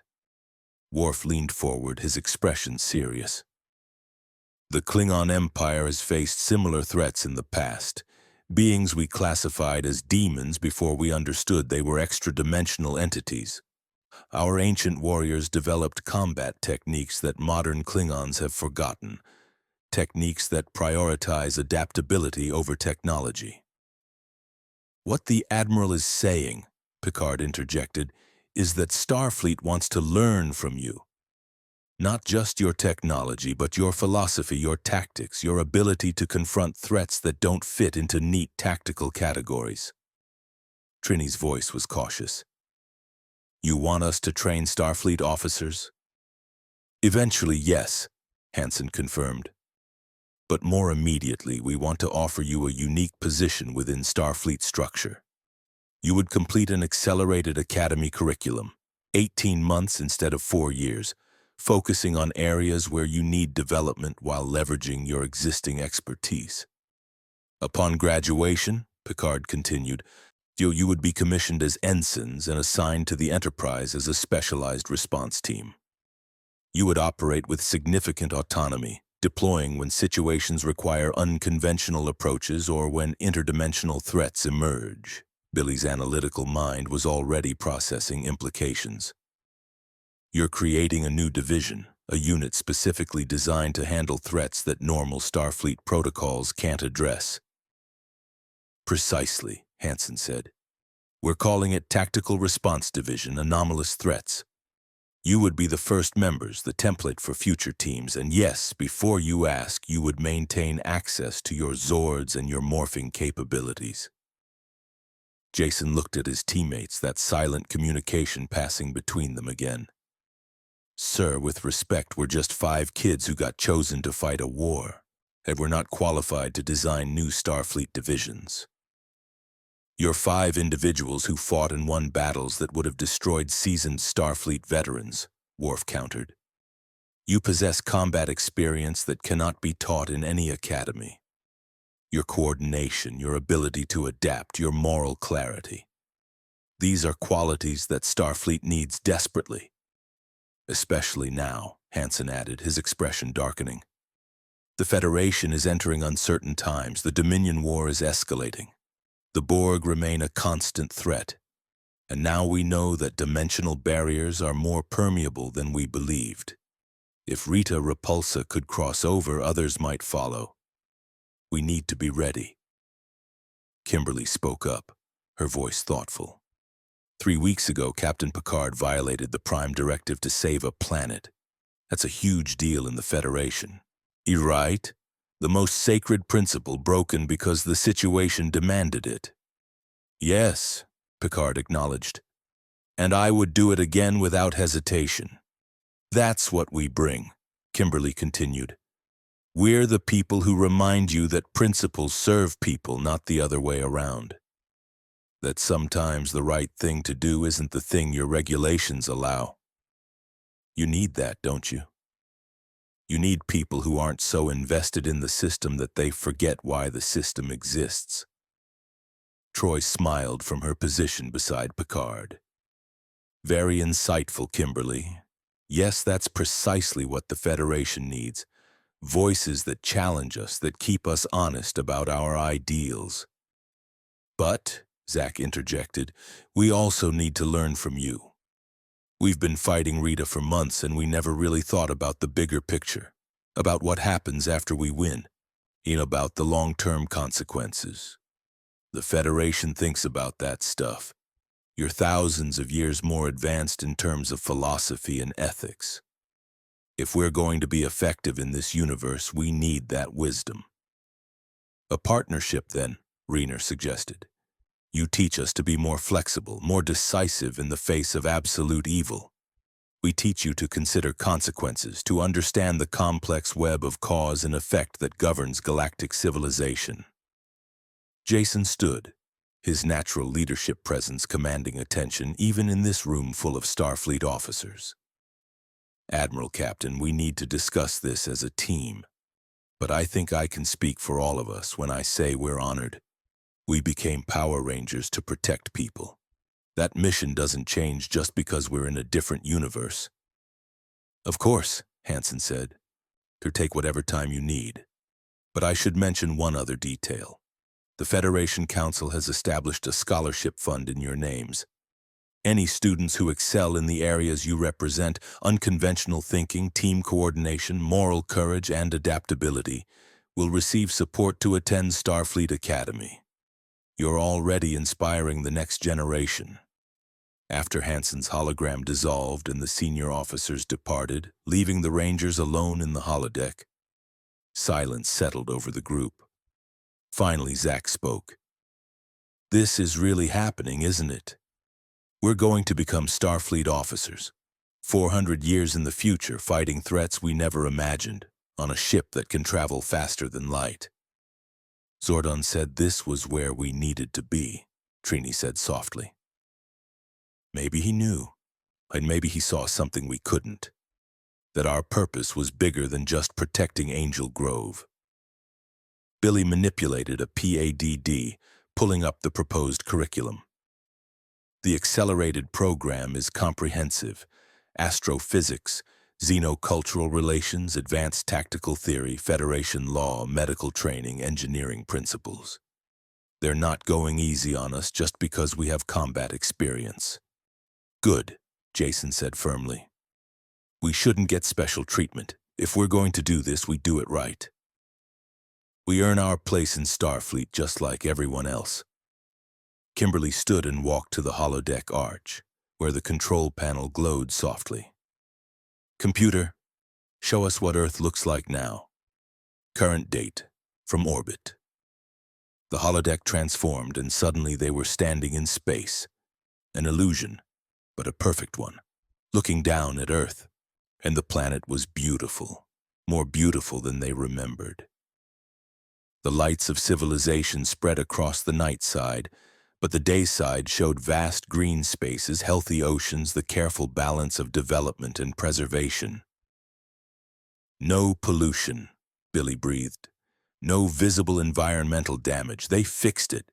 Humanity figured out how to live in balance with the planet." "More than that," Trini observed, pointing to the orbital stations visible around Earth. "Look at all those stations, Earth Space Dock, the Jupiter shipyards, the Mars colonies. Humanity spread out but didn't forget to take care of home." Zach laughed, the sound carrying wonder instead of his usual humor.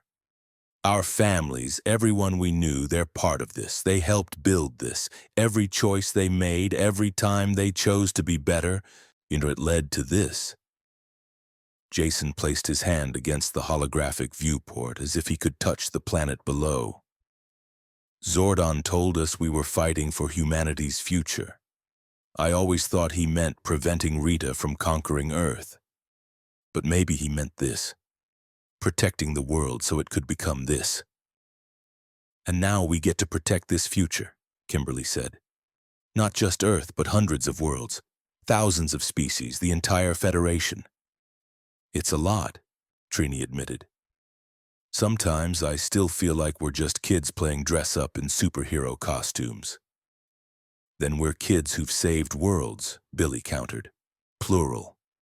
And we'll keep saving them because that's what Power Rangers do. The uniform might change, the technology might be different, but the mission stays the same. Protect the innocent." Jason turned to face his team, his best friends, his family forged in battle. "So we're agreed. We accept the Admiral's offer, complete the training, and become Starfleet's first specialized response team?" Four hands joined his in the center of their circle, a gesture they'd performed hundreds of times before morphing, before facing impossible odds, before saving their world again and again. "Together?" Jason asked. "Together," they responded in unison. "Then let's show Starfleet what Power Rangers can do. Computer, end program." The holodeck dissolved, revealing the stark grid lines of the inactive chamber. But the Rangers didn't see empty space. They saw possibility. They saw purpose. They saw home. Stardate 48,127.6, 18 months later.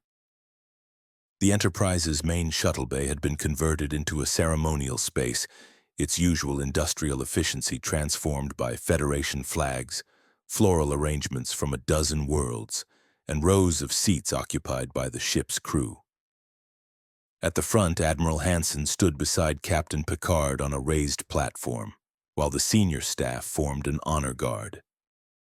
5 figures in formal Starfleet dress uniforms stood at attention before them. The uniforms were command red, appropriate for their new tactical role, with a unique insignia on the left breast, a stylized Megazord silhouette over the traditional Starfleet Delta. "By the authority vested in me by the United Federation of Planets," Admiral Hansen intoned, his voice carrying the weight of ceremony, "I hereby commission you as ensigns in Starfleet, with all the rights, privileges, and responsibilities that rank entails." He moved down the line, pinning rank insignia on each uniform. Ensign Jason Lee Scott, Tactical Response Division. Ensign Kimberly Ann Hart, Tactical Response Division. Ensign Billy Cranston, Tactical Response Division.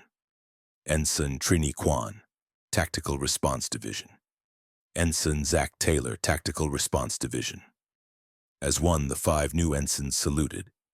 The crew erupted in applause. Picard stepped forward as Hansen moved aside. 18 months ago, 5 teenagers appeared on my ship, stranded far from home, bearing powers I didn't understand and fighting enemies I could barely comprehend. Today, those same 5 individuals stand before me as Starfleet officers, trained, tested, and ready to serve. He paused, his eyes moving across each face. Your academy instructors tell me you excelled in every category. Ensign Cranston, you scored highest in your class on the engineering qualification exams.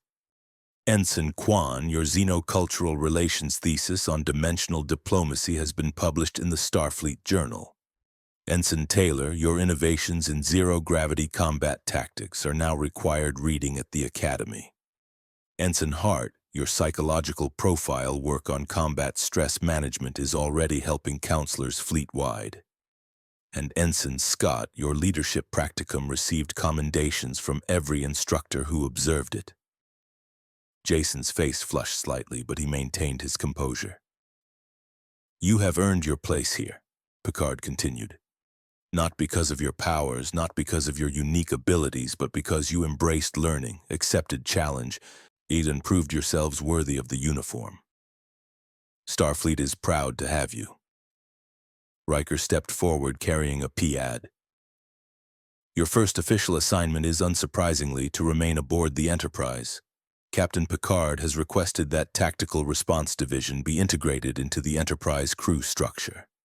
You'll maintain your quarters, continue your specialized training, and deploy as needed when conventional approaches prove insufficient. Additionally, Data added, his golden eyes reflecting pride, you will each serve secondary rotations in your areas of expertise. Ensign Cranston in engineering, Ensign Kwan in diplomatic services, Ensign Taylor in security, Ensign Hart in counseling services, and Ensign Scott as a tactical advisor to the bridge crew. Worf, standing in full Klingon ceremonial armor for the occasion. He approached the Rangers. And you will continue combat training with me every week. Your morphed abilities are formidable, but a true warrior must be dangerous even without powers. We look forward to it, Lieutenant, Jason replied with a grin. The ceremony concluded, and the crew mingled in celebration. Guinan had arranged refreshments in 10 forward, and the Rangers found themselves surrounded by well-wishers and crew members eager to congratulate them. Beverly Crusher cornered Billy with a smile. Now that you're officially part of the crew, I expect you in sickbay at least once a week. Your insights into biomechanical integration have applications for prosthetics and medical implants that could help millions. I'd be honored, Doctor, Billy replied. Geordie LaForge clapped him on the shoulder. And engineering needs you for at least 3 shifts a week. We're still trying to figure out how to adapt morphing grid principles to our shield technology. Counselor Troy approached Kimberly carrying 2 glasses of champagne. I meant what I said during your training. Your empathic insights, not telepathic but deeply intuitive, could make you an excellent counselor. Some of our best psychological breakthroughs come from people who understand trauma from personal experience. Thank you, Counselor, Kimberly said warmly. I never thought fighting monsters would prepare me to help people with their emotional problems, but I guess everything connects. Across the room, Zach was entertaining a group of junior officers with a story, this one completely true, about the time the Rangers had to fight a monster while suffering from the flu. So there we are, all 5 of us morphed and trying not to sneeze inside our helmets because, let me tell you, sneezing in a sealed helmet is not fun. Trini stood near the viewport looking out at the stars when Data approached quietly. Ensign Kwan, you seem contemplative. Just thinking about how far we've come, Trini replied. A year and a half ago, we were high school students. Now we're Starfleet officers serving on the flagship of the Federation. It's surreal. Yet you have adapted remarkably well, Data observed.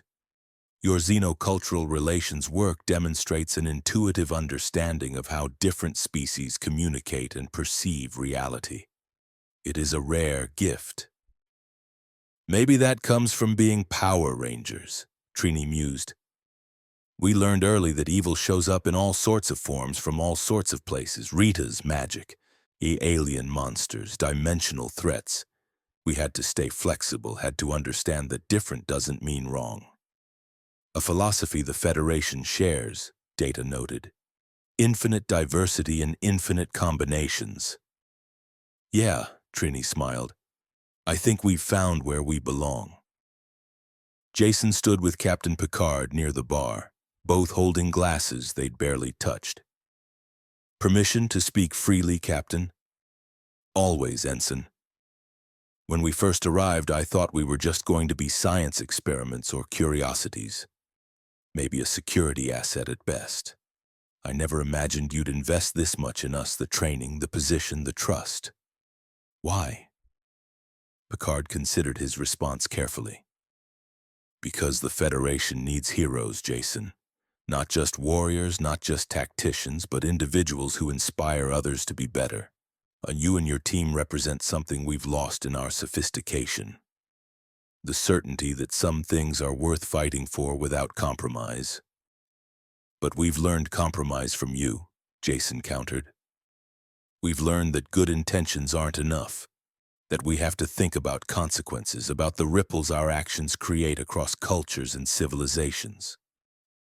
And in learning that, you've become better heroes, Picard replied. Heroes who think as well as fight, who consider consequences while maintaining moral clarity. That combination is rare and precious. A chime sounded throughout the ship, not an alarm, but a notification. Picard touched his comm badge. Picard here. Captain, this is the bridge. Lieutenant Commander Data's voice came through. He'd slipped away from the party, ever dutiful. We are receiving a priority distress call from the Federation colony on Deneb 4. They report an unusual phenomenon. Eyewitness accounts describe creatures made of clay, emerging from what they call a magic circle on the planet's surface. Every Ranger in 10 forward froze. Jason, Kimberly, Billy, Trini, and Zach moved as one toward the door, their celebration forgotten. Picard followed, already issuing orders through his comm badge. Red alert. All senior staff to the bridge. Set course for Deneb 4 maximum warp. The Rangers reached the turbo lift first, cramming in together like they had 1,000 times before. As the doors closed, they exchanged glances that communicated volumes. Putty patrollers on a Federation colony, Billy said grimly. Rita's back. Or she never really left, Kimberly added. Maybe she's been hiding, building strength, waiting for the right moment. Doesn't matter, Jason declared, his voice carrying absolute certainty. We stopped her at Delios 4. We'll stop her at Deneb 4. That's what Rangers do. Zach grinned, his humor returning in the face of familiar danger. Yeah, but now we've got a whole starship backing us up. Rita's not going to know what hit her. Let's not get overconfident, Trini cautioned. Rita's survived for 10,000 years by being cunning. She knows we're with Starfleet now. Whatever she's planning, she'll have accounted for that. The turbolift opened onto the bridge where organized chaos reigned. The senior staff were already at their stations, and the Rangers moved to designated positions that had been established during their training.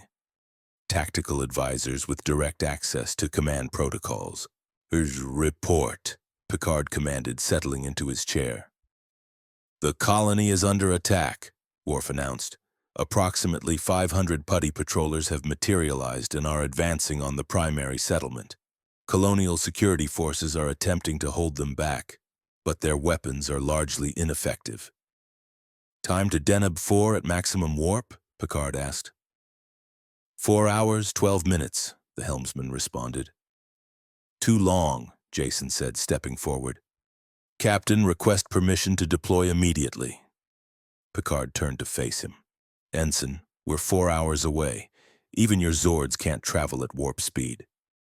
Billy's eyes lit up. Actually, sir, they can. Data and I have been working on integrating morphing grid technology with your warp field generators. We've never tested it at this scale, but theoretically, And if we generated a warp bubble around the Zords, you could ride the Enterprise's warp field like a tow, Geordi finished, understanding immediately. The Zords would be pulled along in our warp bubble. Brilliant. Theoretically brilliant, Data cautioned. The structural integrity of the Zords while subjected to warp stress is uncertain. The morphing grid protects them, Billy assured him. And us. If we maintain constant connection to the grid, the Zords should survive warp transit. Picard made his decision in seconds.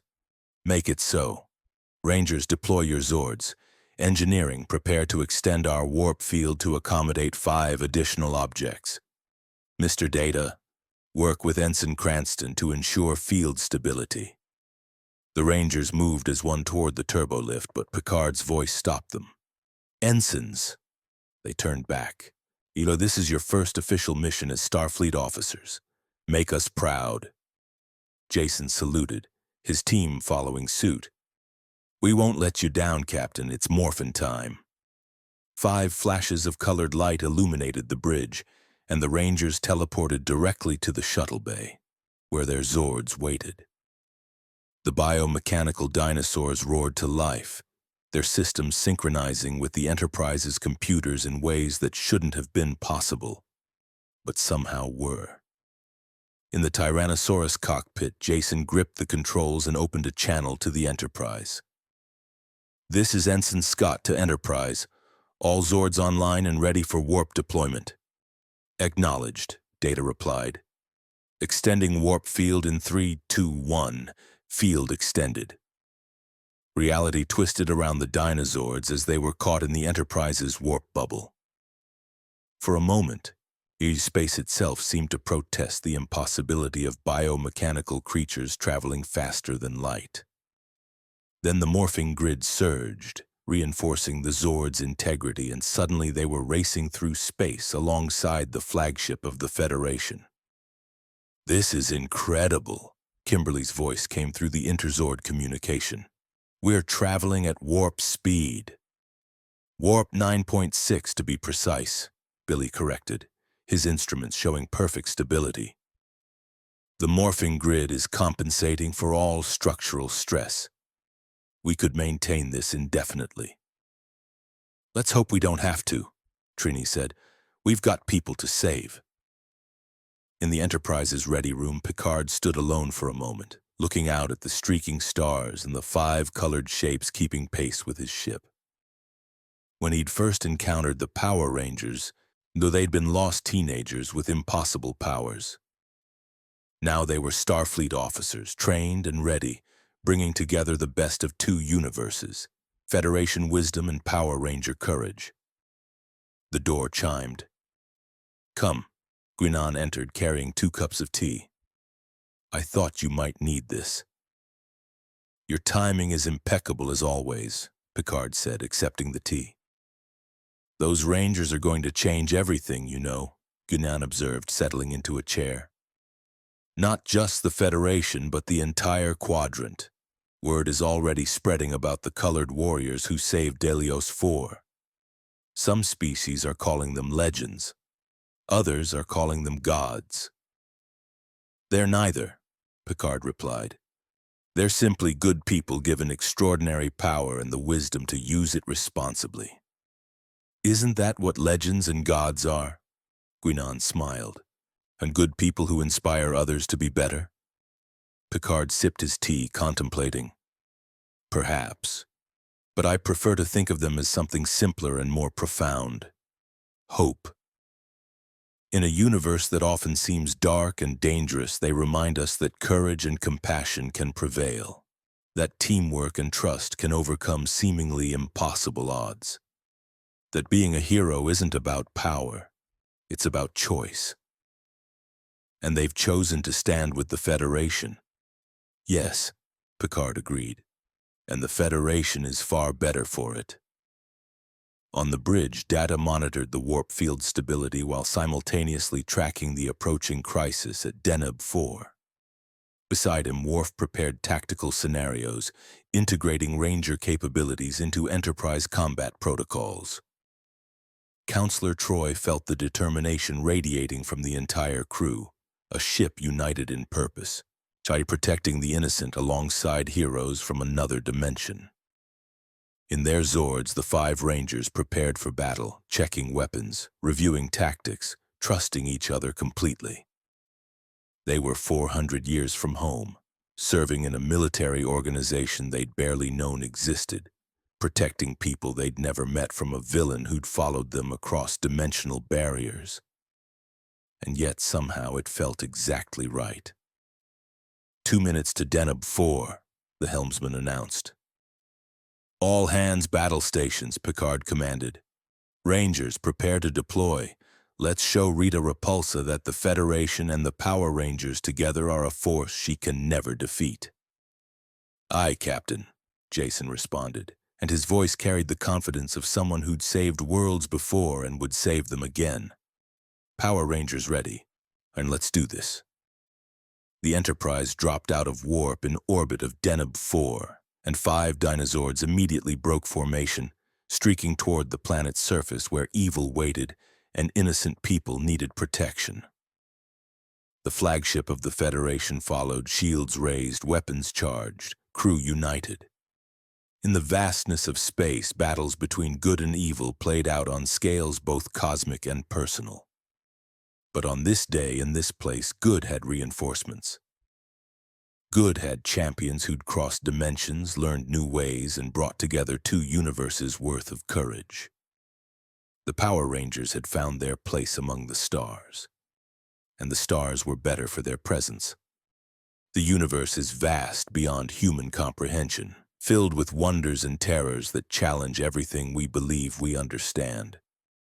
But in that vastness, certain truths remain constant across all dimensions. Courage matters, compassion strengthens, and heroes can come from the most unexpected places. 5 teenagers from Angel Grove had become 5 Starfleet officers serving aboard the Federation's flagship. They'd lost their home, but found a new purpose. They'd sacrificed their past, but gained an infinite future. They'd been chosen as Power Rangers to protect one world, and now they would protect countless worlds as part of something greater than themselves. The morphing grid's power flowed through them still, connecting them to forces beyond normal understanding. But now that power was enhanced by Federation science, tempered by Starfleet wisdom, and directed by principles that had guided humanity to the stars. They were no longer just teenagers with attitude. They were warriors with purpose, heroes with vision, and defenders of ideals that transcended universes. Rita Repulsa would return again and again because evil never truly rests. But neither would the Rangers. Wherever threats emerged, whether magical or technological, dimensional or mundane, they would be there, morphers ready, Zords prepared, standing alongside their Starfleet brothers and sisters. Captain Picard had been right. The Federation needed heroes, and in the Power Rangers they had found heroes who reminded everyone that some battles must be fought, some evils must be confronted, and some principles are worth any sacrifice. In the Rangers had learned that wisdom required more than conviction, that diplomacy could be as powerful as combat, and that true strength came from understanding as much as action. Together, the Federation and the Power Rangers would face whatever came next.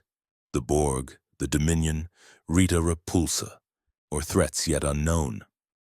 They would stand united, a testament to the truth that diversity creates strength, that different perspectives produce better solutions, and that heroes from any universe can find common ground in protecting the innocent.